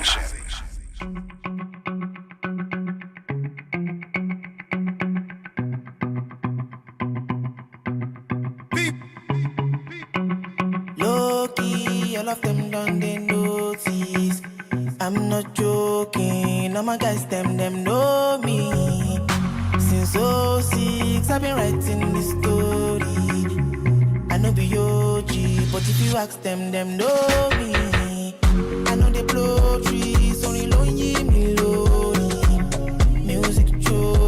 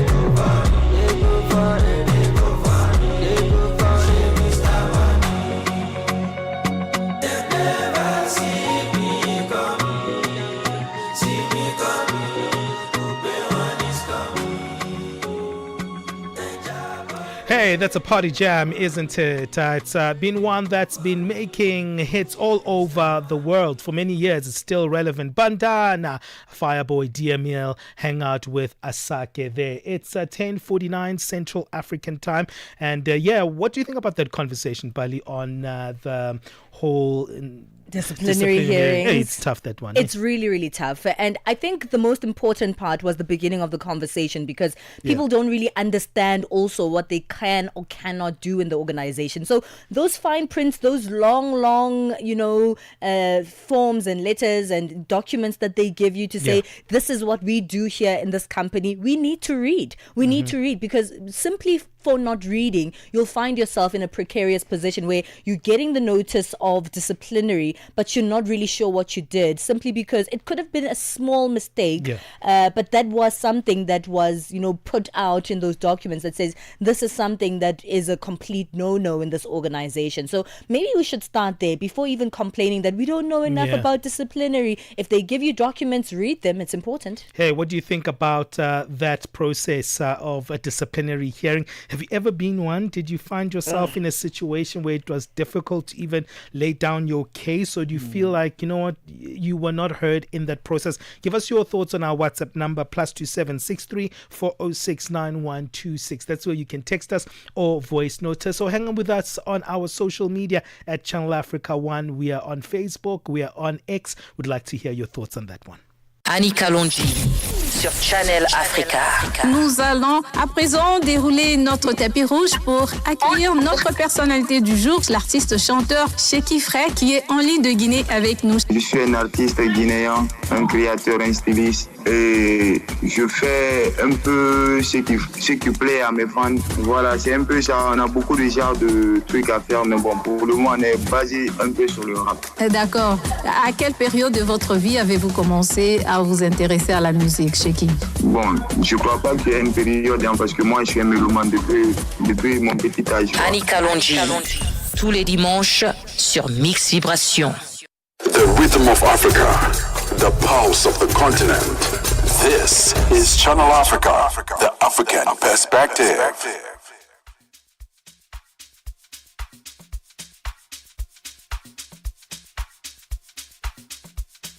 Benjamin Moshatama and Palesa On the move.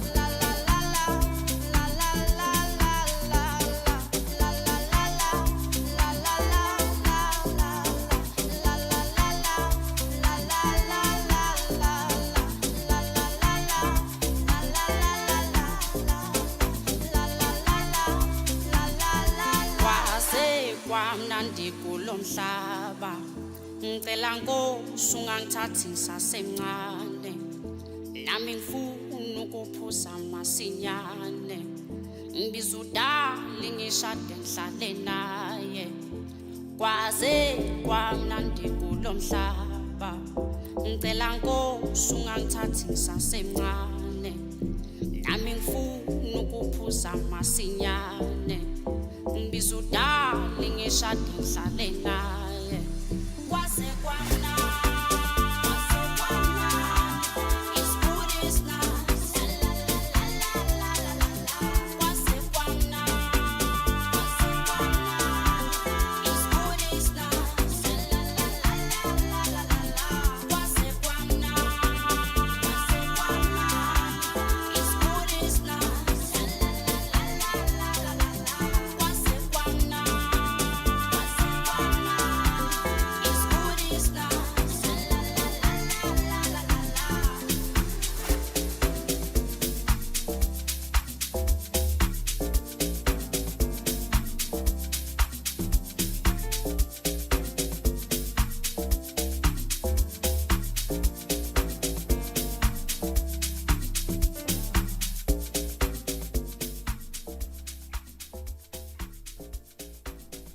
That's the Ntuda and the musical chef. Scooty's Nice is the name of this particular jam. Look, it's only Tuesday, but we're definitely giving it good vibes. I know that's your mom's song. It's me and my mom's favorite song. Yeah. Obviously, if you're a non The Move listener, you know so many things about like drips and drabs of Ben and I's life. You know about my mom and his mom being like one of our favorite listeners of the show. Yeah. And of course, some of the favorite songs that we listen to. So yeah, always makes us sort of dance and enjoy that moment here on The Move. Hopefully you're enjoying the moment as well. And if you are, let us know. We are on the socials. More of you are coming through and letting us know how you're interacting with us, where you're listening to us from, and of course enjoying being a part of this incredible Channel Africa family. We have Rahim Ahmed saying that they are listening from Malawi. That's on our Facebook live stream. Thank you so much, Rahim. We also have Felix Chalunda saying that he's listening live from Johannesburg, South Africa. Felix, thank you so much for hanging out with us right here on our live stream on The Move. Yeah, we're not alone. We always love having you there on that live stream. So continue to really go and let us know where you're listening to us from. Go to that live stream on our Facebook page, or you can go to our YouTube page as well. Just use the handle at Channel Africa 1 and you're definitely going to find us right here on Channel Africa. Have you ever been to a disciplinary hearing, Bali? No, never. But let's hear your disciplinary hearing stories. Yourself? No. Never in your life? No. Oh, thank goodness. Yeah, I've never been to a disciplinary hearing. Yeah. That's something that is actually quite scary to me. It's a scary thought to me because especially now, think about the current climate that we're currently under, right? Really high unemployment rates. And I think absolutely everyone in this current climate should be really afraid of losing their jobs. And I think many of us as well in the workplace operate from a place of fear because we all really just want to hang on to our jobs. Nobody can afford to actually lose their work. And sometimes that notice of a disciplinary hearing could be the first step to that insecurity. Yeah, and the process in itself, how do you navigate it? Because you can't navigate it with your family, you can't navigate it with your friends, your colleagues. They kind of like, hey, bruh, we don't want to get involved. This is your thing, so you need to deal with it as it is. Yeah, and the extra layer there is that, as we heard from Falang, she's saying, well, the first thing you're allowed to have representation or a witness. Now imagine your colleague witnessing something in the workplace that could help you in your case, but maybe even a number of colleagues, and then you go to them and say, hey, I've been called into a disciplinary hearing, please be my witness. I think the first reaction from those colleagues would be, sorry, I don't want to do it because I don't want to be involved, because they're also just as scared as you are of not just it being involved, but also experiencing job insecurity, maybe even losing their jobs due to participating in your disciplinary hearing. So it can be something that's even harder, not just to have a witness, but actually get the witnesses to participate because they also don't want to get their hands dirty in the process. Yeah, it is a difficult difficult one. Let us know also on our WhatsApp number. It's there for you. Thank you for interacting with us on our live stream for those who are on that platform. But you can find us on our WhatsApp number as well. Save it on your phone and you can chat with us any time of the day. That's +2763 406 9126. We're moving into the final hour of the show. Looking forward to this one. Let's find out what we have in our news and get to the latest news update from our team. Noluthando Buthelezi is standing by. SABC News. The African Perspective. Thanks, Benjamin, and good morning. 35 killed in Nigeria despite ransom pay, and Iran warns that it will respond in a decisive manner if the US or Israel attacks again. Kidnappers in Nigeria have killed at least 35 people that they've abducted from a village in northern Zamfara state, despite ransoms being paid for their release. In recent years, criminal gangs in the region, known in the country as the Bandits, have taken to kidnapping people as a means to raise money. In this incident, 56 people were taken from Banga village, Kauran Namoda local government area in March. The gunmen then demanded a ransom of just over $600 per captive. Local government chairman Maniru Haidara Kaura said that the most of those killed were young people. Legal expert Mpumelelo Zikalala says that South Africa's former President Thabo Mbeki's application for his former Justice Minister Bridget Mabandla's intervention in a case of victims of apartheid is an effort to exonerate his administration. In January, the families of the victims and the Foundation of Human Rights filed a court application against President Cyril Ramaphosa and the government, seeking monetary compensation. The families have also accused the government of failure to adequately investigate and persecute those responsible for apartheid-era political crimes following the Truth and Reconciliation Commission's recommendations. Mbeki and Mabandla say that the application is defamatory. Zikalala looks at their possible motive. Basically, they're looking to exonerate themselves, so they're looking to put their version on record to say it is not that it was our unwillingness to do or to execute on this particular mandate that we have the situation that we have now, but it was means beyond our control. But the problem with that is what platform are you going to utilize, and are you directly or indirectly affected by the decision that you have taken? Also, let's take into account their political home, the one which they would say, well, after being in the liberation movement for such a long time, after occupying this position, which were very strategic and political for such a long time, why didn't you want to seek justice for your fellow comrades? Maybe that is why they are then saying we want to put our points across. There's been protests over cuts to food aid at a large refugee camp in Kenya. Demonstrators have reportedly clashed with police and set fire to a United Nations building. Officials said that it followed the announcement of UN plans to assist only some of the refugees because of budget cuts. The BBC's Anne Soy has the details. The World Food Programme says it is investigating the circumstances that led to a fire in one of its storage facilities at the Kakuma refugee camp. The agency told the BBC in June that it had run out of supplies to give to the over 300,000 refugees from 23 countries who are living there. The US has been providing more than 70% of the aid, but now funding cuts have hit hard. The BBC has learned that there are plans to give whatever aid is available now to only a section of the refugees, and that has triggered protests. The East African community has taken major steps to ease migration, but not all member states are keeping pace. This is according to a new study authored by Ellen Hitch from the New South Institute, which highlights that while countries like Kenya, Uganda and Rwanda have embraced the Common Market Protocol, others are falling behind. The report is titled Opening Borders for Migration in the East African Community, Progressive Yet Uneven Reform.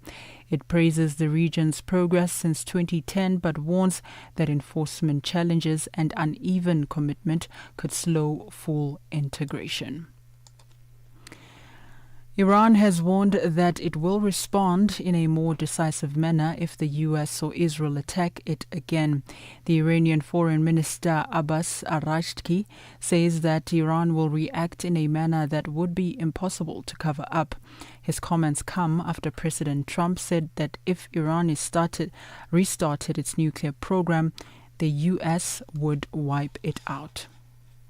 Let's recap the top story now. Kidnappers in Nigeria have killed at least 35 people that they've abducted from a village in northern Zamfara state, despite ransoms being paid for their release. In recent years, criminal gangs in the region, known in the country as the Bandits, have taken to kidnapping people as a means to raise money. For any news stories that you would like to share with us, please send an email to newsroom@channelafrica.co.za or call us on +27 11 714 4459. For Channel Africa News, I am Nolutando Butelezi. SABC News. The African Perspective.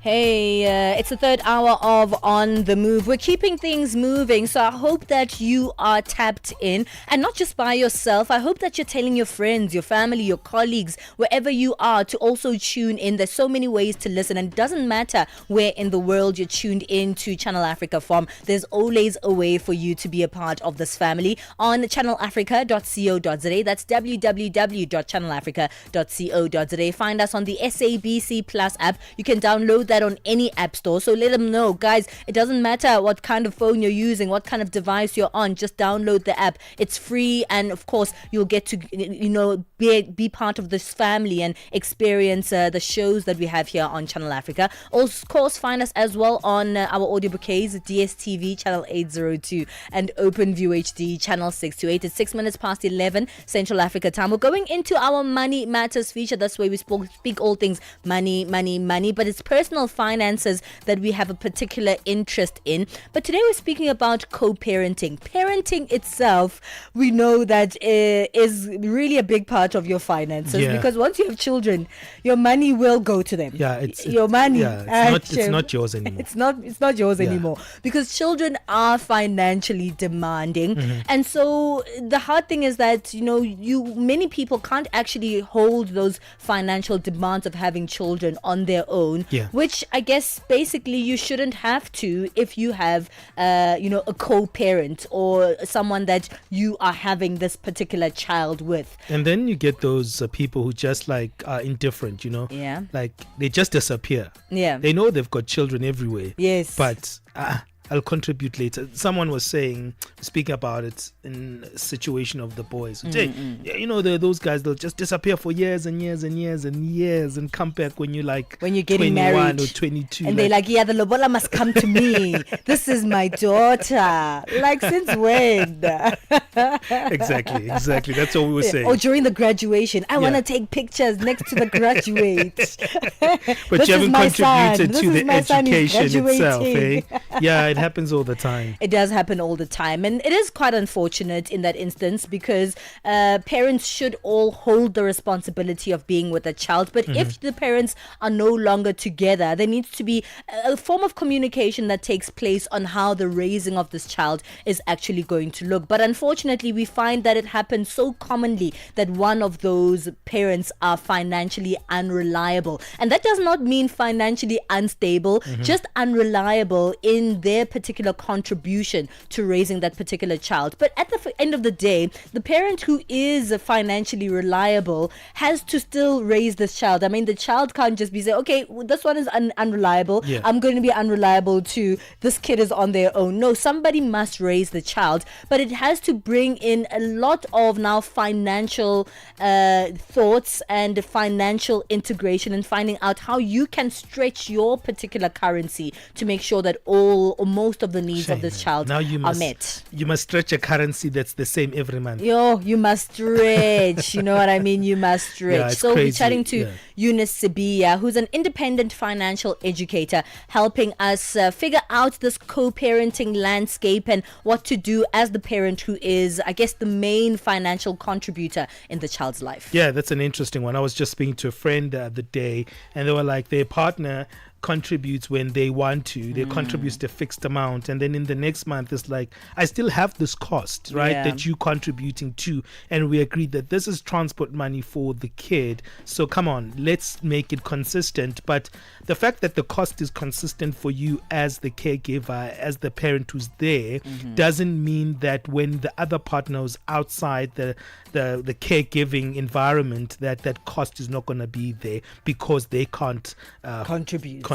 Yeah. It's crazy. Or they won't contribute, Yeah. in other words. Well, Sure. stay with us for that one. It's 10 minutes past 11 Central Africa time. We'll give you another minute to go into that conversation and we'll unpack that. It's right here on The Move. Stay with us for our Money Matters feature coming up. Africa. It's time to plug into the heartbeat of the continent. Tune in to Channel Africa, your go-to radio station that broadcasts in 5 different languages. L'Afrique du Sud célèbre la journée nationale du Kabla hujaitwa kwa jina la Double K, or more of our forests have been destroyed. Partido Africano da Independência da Guiné. Channel Africa represents every corner of this amazing land. From Lagos to Cape Town, Nairobi to Dakar, we've got you covered with the freshest news, music, and cultures. So, turn up the volume, feel the rhythm.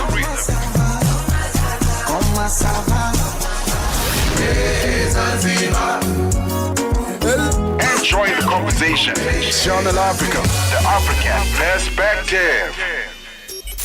Get set and be ready to go. On the Move with Palesa and Benjamin Moshatama. You know, there's a reason why a lot of people who are starting to parent consciously or even make the decision to have children consciously, why they make one of the key decision-making factors their finances, because it's not cheap to raise a child. In fact, it's not cheap to have a child at all. Your finances are definitely at the core of that particular interaction and having a child. That decision itself to say, I am going to have a child, or maybe even if it wasn't a decision, but once the child is on the way, you have to look at your finances and think, how am I going to make sure that these finances are able to take financial care of the child? Of course, there are so many other factors to raise a child. In fact, much more important factors like emotional, psychological, safety, and all of those. But the finances are at the core. It's the Money Matters feature here on The Move. And we're speaking about what happens if you are co-parenting and one of you are financially unreliable. And by the way, we're not saying financially unstable, which could be a factor, but financially unreliable is really just not coming to the party. No parent should experience raising a child alone, and that really increases not just the financial strain, but also the emotional stresses of raising a child. We're finding out tips from our financial expert today on how to mitigate the financial burden as a single parent. Eunice Sibiya is an independent financial educator and joining us on the line. Eunice, thank you so much for your time. Good morning. Good morning. Good morning, team, and good morning to your listeners. Look, it's not easy at all. And when we think about children, the first thing we think about is money, because children need money for everything. I'm telling you, but from the very second that they land into the world, all the way until they start getting financially stable Tell themselves. me about it. I'm still paying for that milk. That milk. That milk is a headache. Yeah, and you think it ends, right? It actually doesn't. My son is almost 19, and there are still financial implications to raising you're trying him. to I am traumatize still me. raising him. So you're just starting out You're with just the milk, traumatizing Benji. me You here. still have around 19, 20, some people 25 years to go on that particular one. Eunice, it takes money to raise children, right? Those children are a lifetime commitment, whether you like it or not. For as long as they are alive and you are alive, born, you are together. So now, when it comes to the financial part of things, what usually helps with a parent, regardless of the drama, single parents, widows, divorced, couples, you name them, every single person, we need to make it our business to be financially educated. This thing that we call financial literacy. Remember, in this instance particularly that we're talking about, we're focusing on single parents that are struggling with unreliable co-parenting, which is irregular and a whole lot of stories. So me, as the mother, I need to be stable, financially stable, in terms of discipline and the know-how. The emotions will always be there. However, if I have the know-how and a little bit of control and discipline, that takes away a whole deal of the pressure. You know, Eunice, the best case scenario is that two mature parents come together, and whether they're together or not, say we both have an equal responsibility to this individual that we've brought into the world. We'll make sure that we split all the costs 50-50. And by all the costs, we don't just mean the school fees and the transport and the food, but there's so many micro costs also that go into raising a child. But unfortunately, this seems to be like a utopia that I'm speaking about. In many instances, parents don't have the emotional maturity to actually sit down and have these conversations and have an agreement on how to take care of the finances for the child. So correct. So even with couples, happily married couples, often you find that there's an aspect of financial education, financial discipline that is lacking. Now, the burden becomes double, triple, or however much more with a single parent that is struggling with an unreliable co-parent. So even when things are good, love is good, life is hunky-dory, where is the financial discipline? Where we need to start with saving. We need to start even saving. Before saving, you look at your income, you look at your expenses, you tick the needs versus the wants. You know, that kind of drill that we always talk about. We need to have that as individuals, regardless of our status and the condition of our lives right now. We need to have that, because that becomes your foundation. That becomes the pillars of financial management. So if you have that at least, it will then help when the other parts of the puzzle start falling off, and because at least the basics are there. Yeah. So managing your finances within your income, not outside of, within the income, takes a whole deal of pressure off, because you are not stretched. You're not operating outside of your income, because that will be the beginning of the tsunami, financial tsunami. Let's talk a little bit about that, because it's an important thing to unpack. When you do have that unreliable partner or co-parent, how do you address that? Because people who are unreliable are usually nonchalant. They not necessarily attached to the unreliability. They kind of get away with it. In fact, they enjoy getting away with it. So how do you deal with that unreliable partner? To start off with, the person who is unreliable has got issues with themselves. There's something bugging them. There's something they're running away from. There's something not right. Because you know very well that at some point you and I were in love. Then we concocted something, and there was this creature that was born from our own actions. LOL creature. So we are committed to making sure that this poor creature is looked after properly. So for the co-parents, at some point later on to become unreliable and maybe nonchalant, like you said, which is true, there's something wrong with them. You cannot be that bitter that you want to ignore your responsibility, your blood.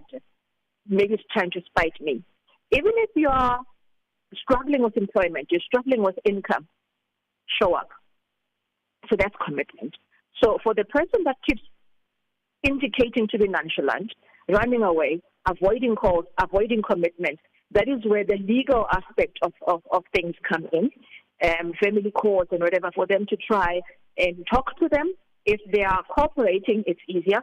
If not, then let the legal processes of getting the money take place, so that the single parent that is living with the children doesn't carry unnecessary financial constraints. You know, there might be co-parents listening to this right now and saying, but let's be realistic, guys. We live under very hard financial climates. So, yeah, I don't have the money. I really don't have the money. I'll just give you what I can every month. But the truth is, the child doesn't live from what you can. The other parent is actually now struggling to overcompensate that financial burden. What do you say to that? Because people say, yeah, we actually don't have the money, but the child still has to live, the child still has to eat, the child still has to drink water, have electricity, go to school, etc., etc., etc., etc. So is that a good enough excuse to say we are under hard financial climates? No, because everybody is. Even the single parent that's living with the children is also under financial constraints, right? We are all going through stuff. So what I normally assist and encourage to the people that I do financial coaching with is rather downscale. The minute you see that the other parent is now disappearing, and obviously when they disappear, they are likely to disappear with their pocket, rather downscale so that your financial commitments are within your income. Should they not contribute, you're not left out in the code. When they do contribute, pay ahead, save, invest if you can, so that you have a financial backup. All right, Eunice, we need to take a quick break. Stay with us on the line. We'll speak about some of the nitty-gritties and go into the details of how to actually deal with the financial burden of raising your child alone financially, but also what can be done. But also, I feel like we can't only just put, the co-parent in the dog box alone. Sometimes the parent who's not living with their child isn't getting enough information from the primary parent. What should the communication actually be like in order to host the finances of raising a child when co-parenting? It's 11:21 Central Africa time. We'll continue this conversation with Eunice after the break. Africa, meet Abedi. Yeah, that's me. Abedi is a music lover through and through. I really love African music. He's got a taste for all kinds of tunes and spends his days listening to Channel Africa. Guess what? He didn't know. Okay. Channel Africa wants to help Abedi and all music lovers everywhere to discover even more incredible music. That is why Channel Africa is calling on all African musicians to submit their music. Musicians, remember to give us all your relevant information. Make your submissions at music@channelafrica.co.za. Submissions are your chance to be heard on radio. But sadly, they do not guarantee that you'll be playlisted. All submissions will be carefully reviewed to see if they meet our station's requirement. Channel Africa, the African perspective. Get set and be ready to go. On the Move with Palesa and Benjamin Moshatama. Eunice Sibiya is an independent financial educator joining us for our Money Matters feature. We're speaking about what happens when you find yourself having to co-parent with someone who is financially unreliable. I love how you wrapped up that first segment of our interview, Eunice, speaking about the fact that you need to take matters in your hands, especially as the responsible one, saving when you can, to actually cushion you for moments where that co-parent is not being reliable. But to hold someone responsible, I think, is also key as well. How do we hold others for those financial responsibilities that they have alongside us? Responsibility we are aware of. If we choose to run away from it is a critical matter. So there are many levels. I need to try with my partner.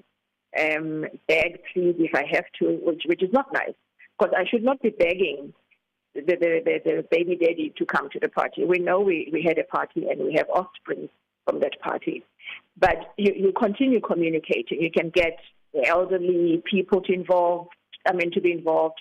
You can escalate to social workers, and it also can go to the family court. It can go to the legal platform. But what is also important to I think Palesa's question before we took the break, it is communication. Whether they respond or not, what I have learned is it's best that you keep communicating, not nagging, not what is the word I'm looking for? The other extent of nagging. Begging.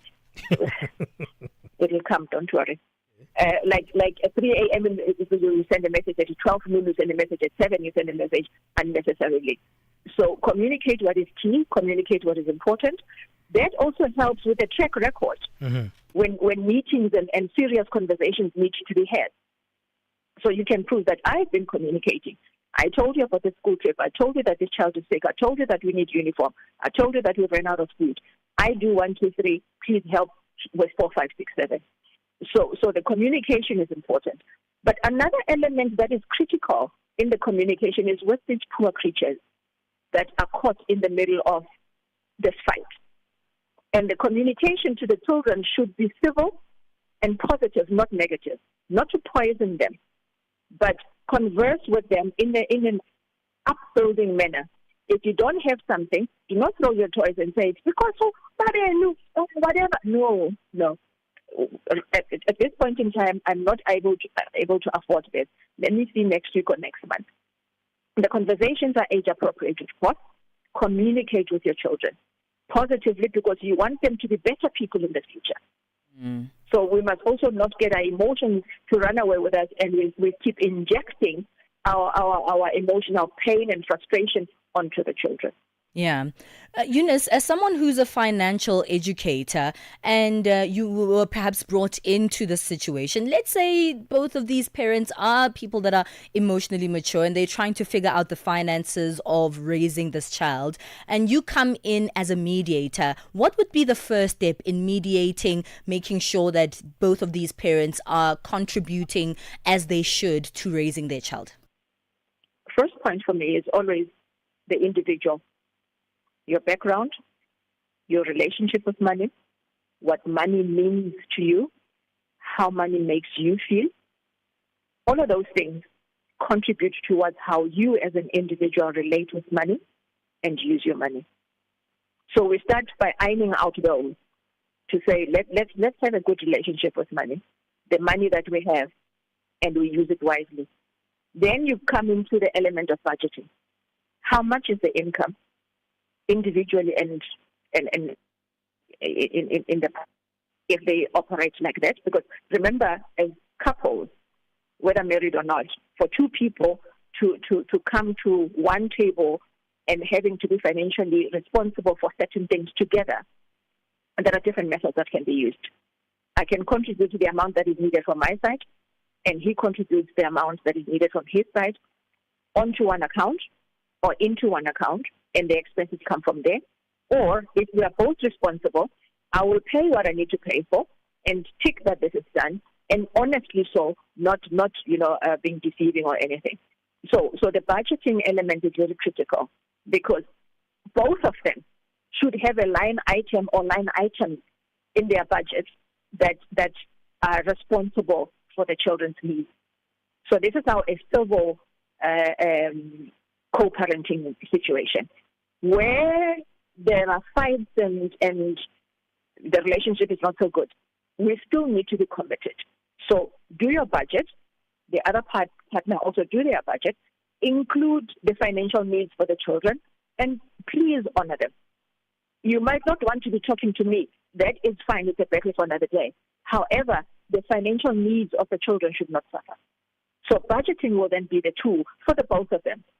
Line item for the necessary expenses. Yeah. Yes. Weekly, monthly, however, if they need to be paid, honor those. Let's wrap it up. We've run out of time, Eunice. Let's wrap it up in terms of that plan that we have to make for these children. How important is it? You keep re-emphasizing that. How important is that plan? You're talking about the financial plan? Yes. The financial plan is critical. As an individual, I need to have my own financial plan, my short, medium, and long-term goals. So is the partner, whether present or not. Then in those plans, our children's financial needs are there and they are key. So budgeting helps you then to put money aside for short, medium, and long-term goals. Day-to-day needs, weekly, monthly, quarterly, yearly, until they finish school, until they are adults. You need to have those line items in your budget with their amounts, and you make sure that you honor them. So financial planning is important. Budgeting helps you with financial planning. Okay, so again, age appropriate, and we teach these children what money is, what money does, and how to manage money. Age appropriate again. You can give them 5 rand because they get pocket money, most of them. What do they do with their pocket money? Yeah. When we go to schools, we talk to them about what they do with their pocket money. Some of them get 50 rand a day. These children are dizzy. Yeah. And they start spending it and squandering the money. That is now not healthy. Teach them to save. Teach them to put away however much they can. Help them watch it grow. That is the best education in terms of financial management for children. And the same applies to the parents. All right, Eunice, we've run out of time. Thank you so much. Where can people find you, Eunice? I'm on 083-702-3230. On Facebook, Eunice Sibiya. On other platforms, Eunice the Coach. Thank you so much, Eunice the Coach. I like that one. It's got a nice ring to it. Eunice the Coach. I love that one. Thank you, Eunice, for joining us and coaching us through this difficult conversation. You're most welcome. That's Eunice Sibiya, independent financial educator, taking us to 11:30 Central African time. Musibudi Makura is standing by to give us our latest sports. Sports on Channel Africa. The African Perspective. Thank you, Benjamin. A very good morning from the sports desk. Let's start here. So the South African Football Association's Chief Medical Officer, Thulani Ngwenya, has confirmed to SABC Sport that the association will carry the cost of getting Gabriela Salgado back on her feet following a horrific injury in the WAFCON semi-final defeat to Nigeria just a few days ago. So Salgado stayed down, should I say, on the ground in deep anguish while her teammates were inconsolable just last Tuesday after a tackle from behind broke her leg in the 83rd minute. Ngwenya says that they will involve her club, JVW, but SAFA will take the driving seat throughout the whole recovery process to ensure that she recovers fully. SAFA will be managing, and because she belongs to JVW and she'll be back in the country, we will also rope them in and will not really hand over to JVW, but we'll manage together. Because in women's football, we still try to cover quite significant management when it comes to players that got injured at national team duty. Now, Ngwenya also confirmed the player arrived back in the country this after flying with team manager Lauren Duncan on Monday morning and is now back with her family. He also says the long flight from Morocco did take a toll on her and that she arrived in some pain upon arrival yesterday morning. Gabi has been discharged from the hospital. The operation went very, very well. It was successful. We have discussed with the surgeon that was treating Gabi. And Gabi traveled with the team manager and has arrived in Joburg this morning. And from here, we will be then taking it further in terms of her management. Onto this now, the Nigerian women's national football team touched down in the capital on Monday for an audience with the president. This fresh from winning the weekend's Africa Cup of Nations tournament out in Morocco. The Super Falcons, winners of Saturday's Women's Africa Cup of Nations final, were greeted on the tarmac at Abuja's International Airport by traditional drummers, dancers, as well as a swarm of journalists, as well as government officials. They then departed in a convoy escorted by security to meet the president, Bola Tinubu.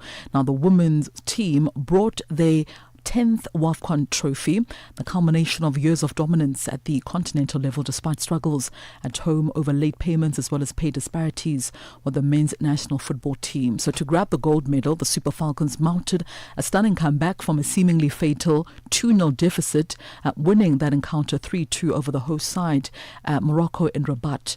Meanwhile, the Super Falcons were rewarded handsomely by the president, Tinubu. On behalf of the grateful nation, I hereby conferred on the players the 11-man technical team with national honor of officer. I hereby direct the allocation of 3-bedroom apartments for each of the players and technical crew. In addition, there is a cash award of the Naira equivalent of $100,000 each. On to athletics news now. Fusi World University Games sprint double champion Bayanda Walaza says the Ryan Rue event has proved to be an adequate preparation for the upcoming Tokyo World Championships in September.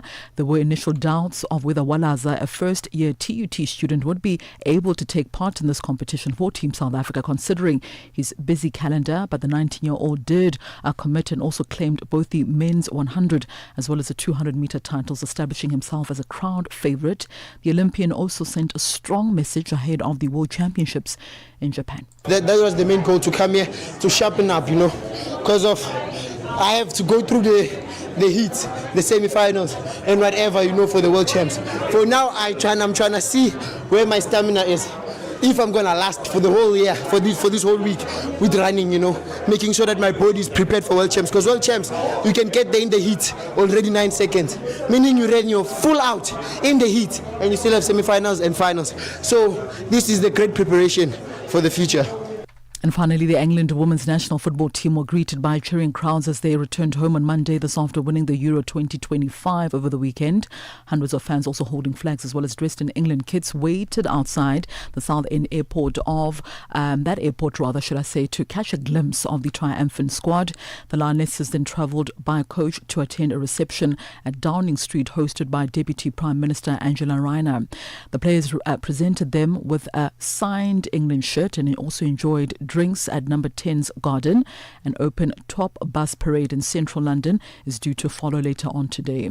A procession along the Mall is also planned, and a ceremony at the Queen Victoria Memorial in front of Buckingham Palace will also take place today.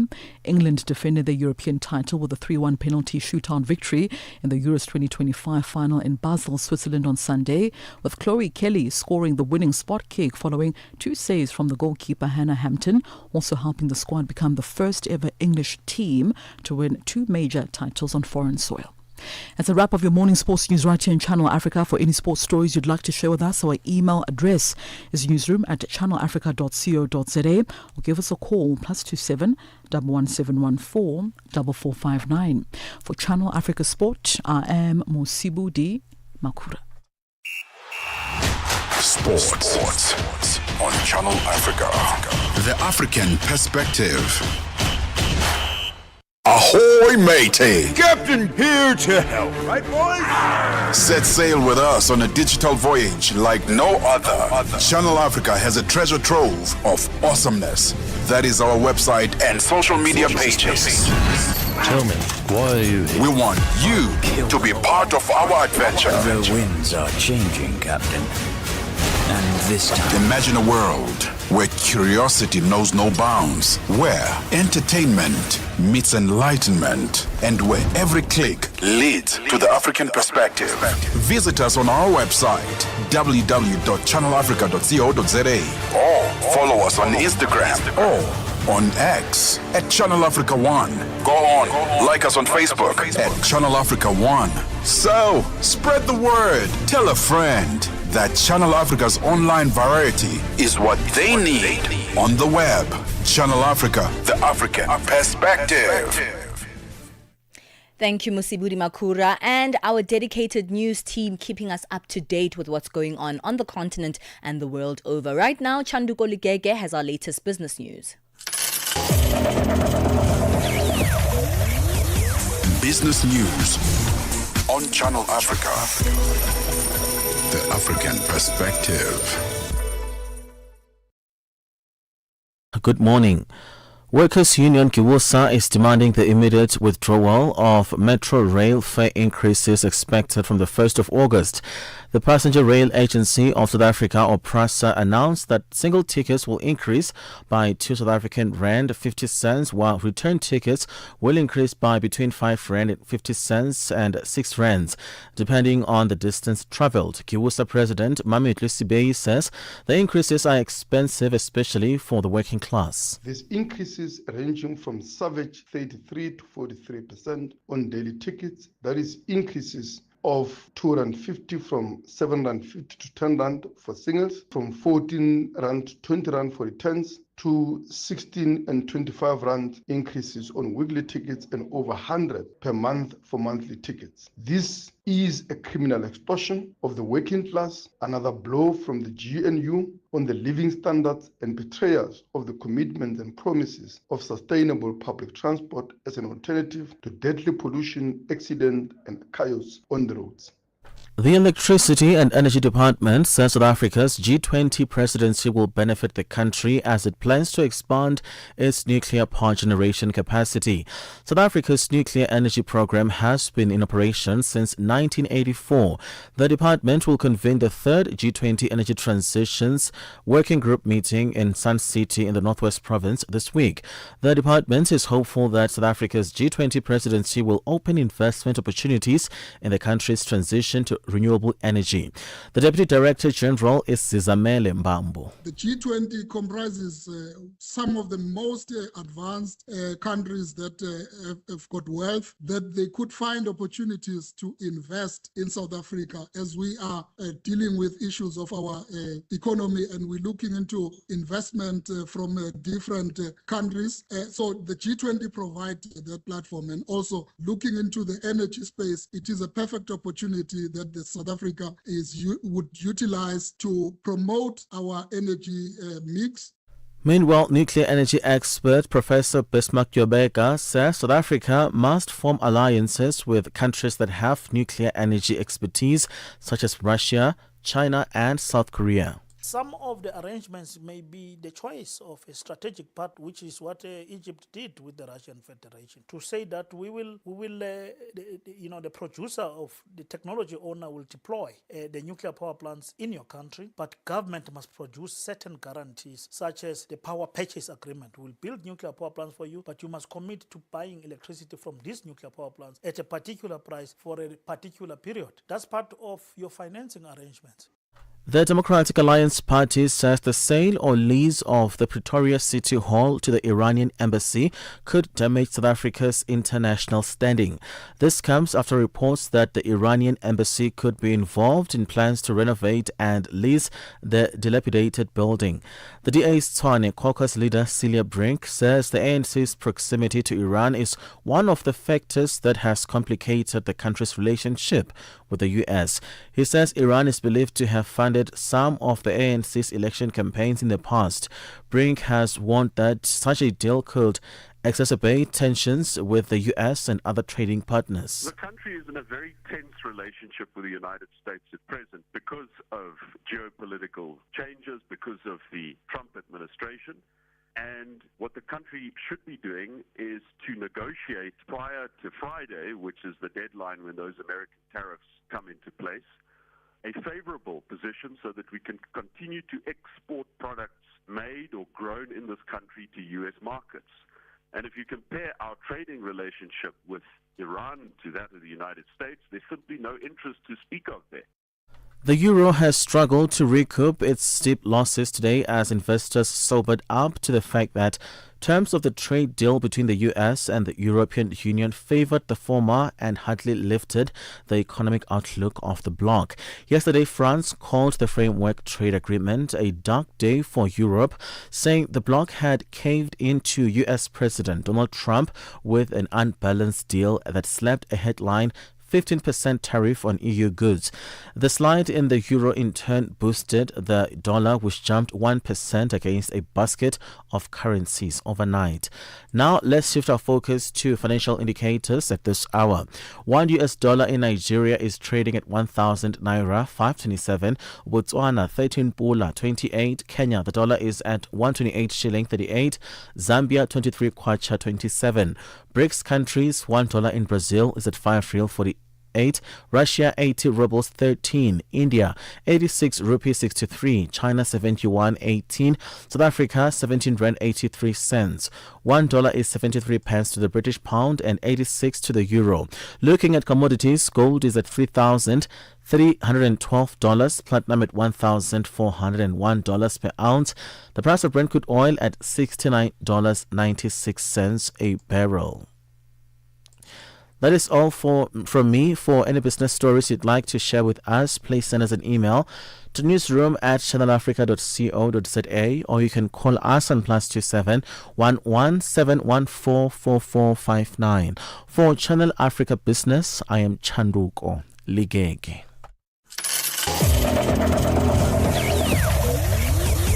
Business news on Channel Africa. The African perspective. Este é o Caleidoscópio de Canal África, com Remo Samo e João Yabalá. O surto da cólera em Angola tem causado grande preocupação, afetando já mais de metade das províncias do país. Simultaneamente, a Agência dos Estados Unidos para o Desenvolvimento Internacional, USAID, um dos maiores doadores mundiais de assistência humanitária, decidiu não priorizar os países com maior incidência de malária. Para discutirmos as causas do alastramento da cólera em Angola e os impactos dessa decisão da USAID, convidamos o Dr. Jeremias Agostinho, médico e mestre em saúde pública, para partilhar a sua visão sobre o tema. A doença, nesse momento, representa o maior risco de saúde pública que nós temos. Nos últimos anos, a nossa preocupação esteve sempre centrada com os casos de malária, os casos de tuberculose e também de infecção por VIH-Sida. A forma como, em pouco menos de 2 meses, os casos de cólera vêm aumentando, acaba por representar, nessa altura, um dos maiores desafios que o país tem. É expectável que, nesta fase, o número de casos venha a aumentar. De segunda a sexta-feira, das 20 às 21 horas locais, este é o Caleidoscópio de Canal África. SABC Sport brings you Chasing the Sun, a powerful 5-part documentary series about the Springboks, telling the rousing tale of their path to redemption and ultimate World Cup glory in 2019. Starting 13 July at 7:30 p.m. on SABC2, tune in every Sunday for the highs, the heartache and the heroics that made rugby history. Stream each chapter on SABC Plus, anytime, anywhere. No subscription needed. Don't miss Chasing the Sun, this Sunday at 7:30 p.m. on SABC2. Be there when history shines.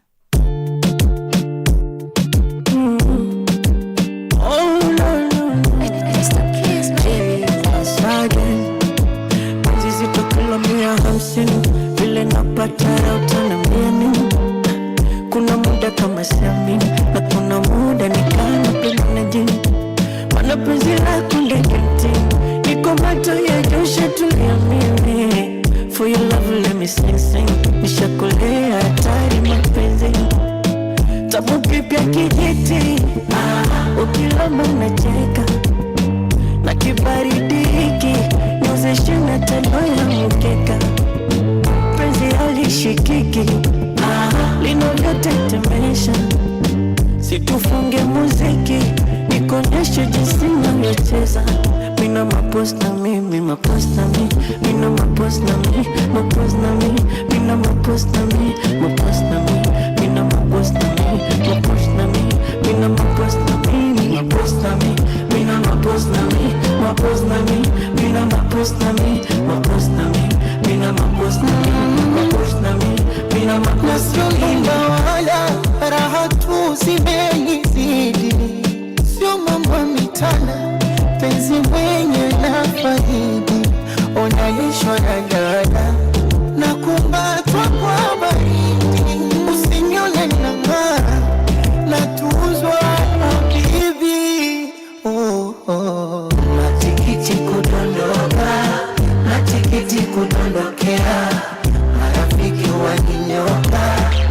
sitochunga wanayoongea, kande kande nikichoka, so narudi mnanifokea, kuna mwenzi ulipotoka, mambo fyongo jani tamu kipya kijiti, ukilamba unacheka, na kibaridi hiki niosesheni tandoa ya mkeka, penzi halishikiki linavyotetemesha jamani, situfunge muziki nikuonyeshe jinsi navyocheza, mina mapost na mimi mapost na mimi, mina mapost na mimi, mina mapost na mimi, mapost na mimi, mina mapost na mimi, mapost na mimi, mina mapost na mimi, mapost na mimi, mina mapost na mimi, mapost na mimi, mina mapost na mimi, mapost na mimi, mina mapost na mimi, mapost na mimi, mina mapost na mimi. Goja unusiku au mchana, hold up, ini leo au ni jana, mapost na mimi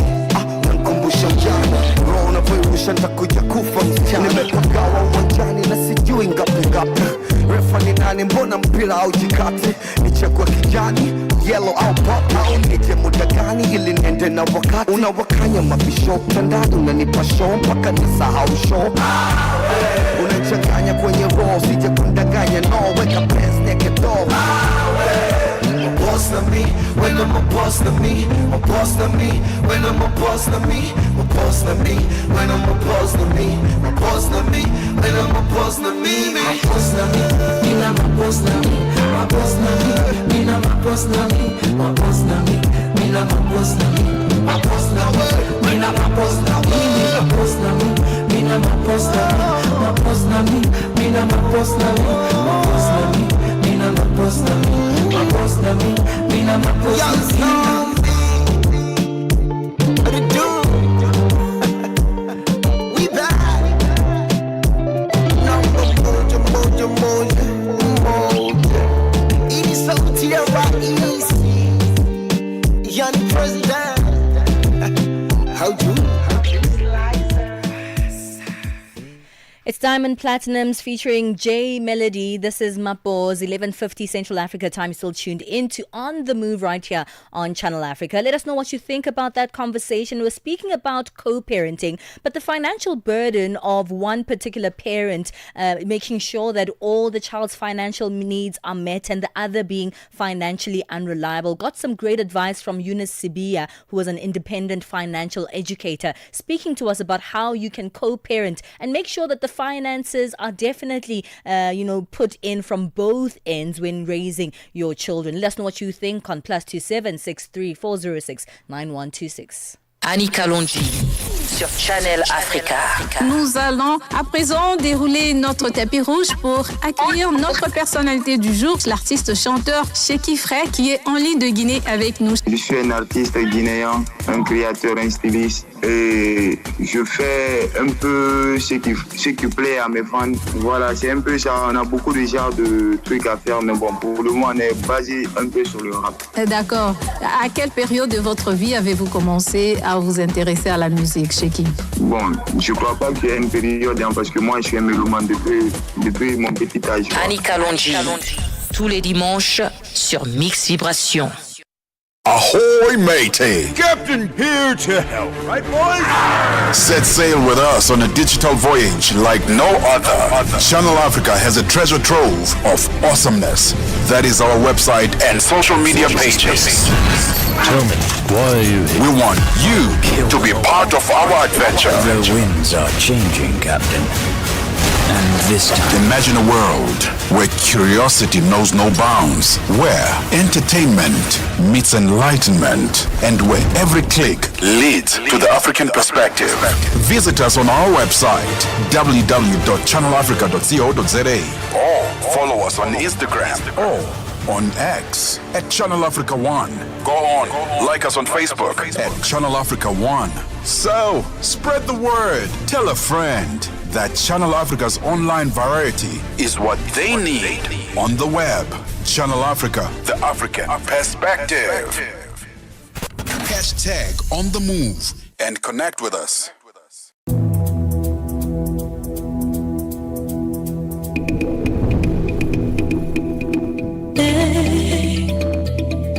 Atie Unangulu yama.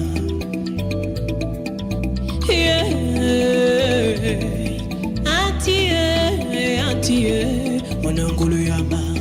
Comme yo piesi, unangulu yama. Selele, unangulu yama. Selele, unangulu yama. Ijoma techono, ti, unangulu yama. Ijoma ne de courage, ti, unangulu yama. Selele.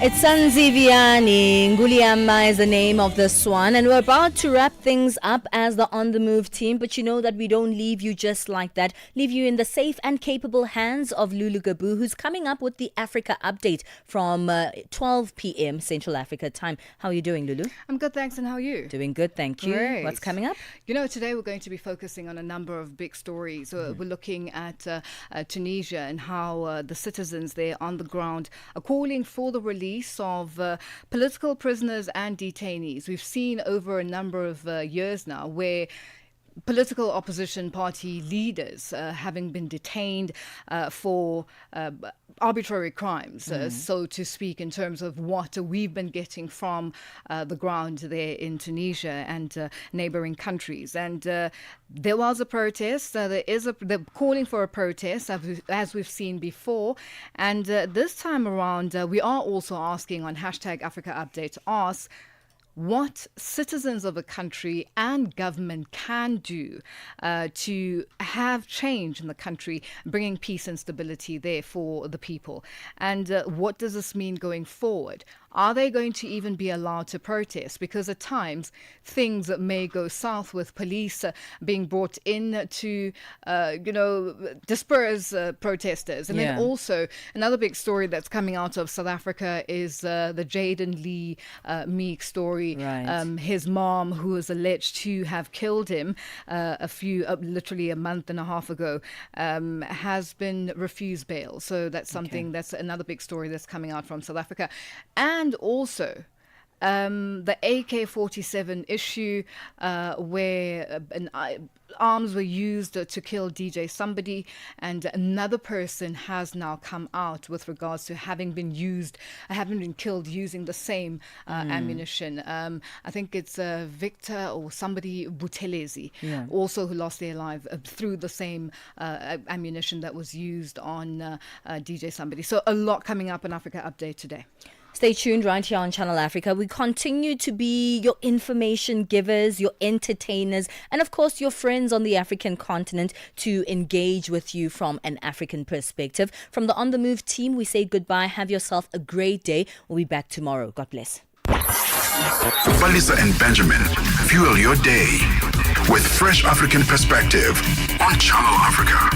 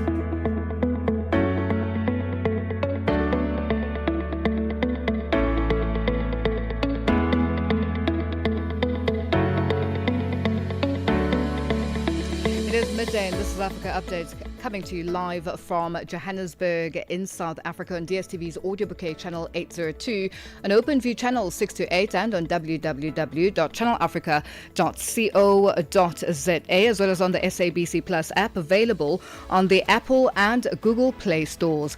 I'm Lulu Gabu. I'm in studio with Matapelo Mohapi and Figile Lingwati.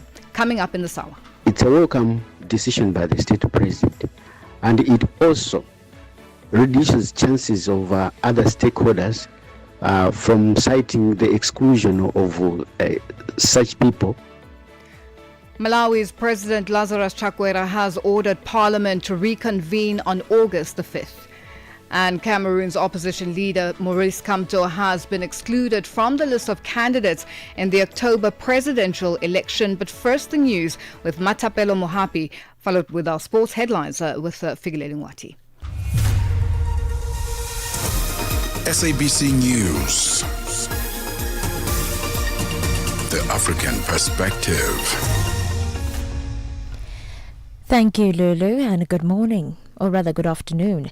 Starting off with this story, Cameroon opposition leader Maurice Kamto is said to have been placed under house arrest. This comes after the country's electoral commission barred Kamto from running in the upcoming presidential election in October later this year. The decision has sparked concerns of unrest and is seen as a boost to 92-year-old incumbent President Paul Biya, who has been in power for decades.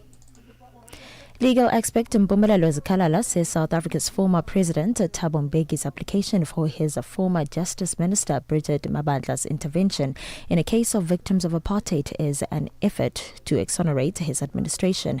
In January, the families of the victims and the Foundation for Human Rights filed a court application against President Cyril Ramaphosa and the government seeking monetary compensation.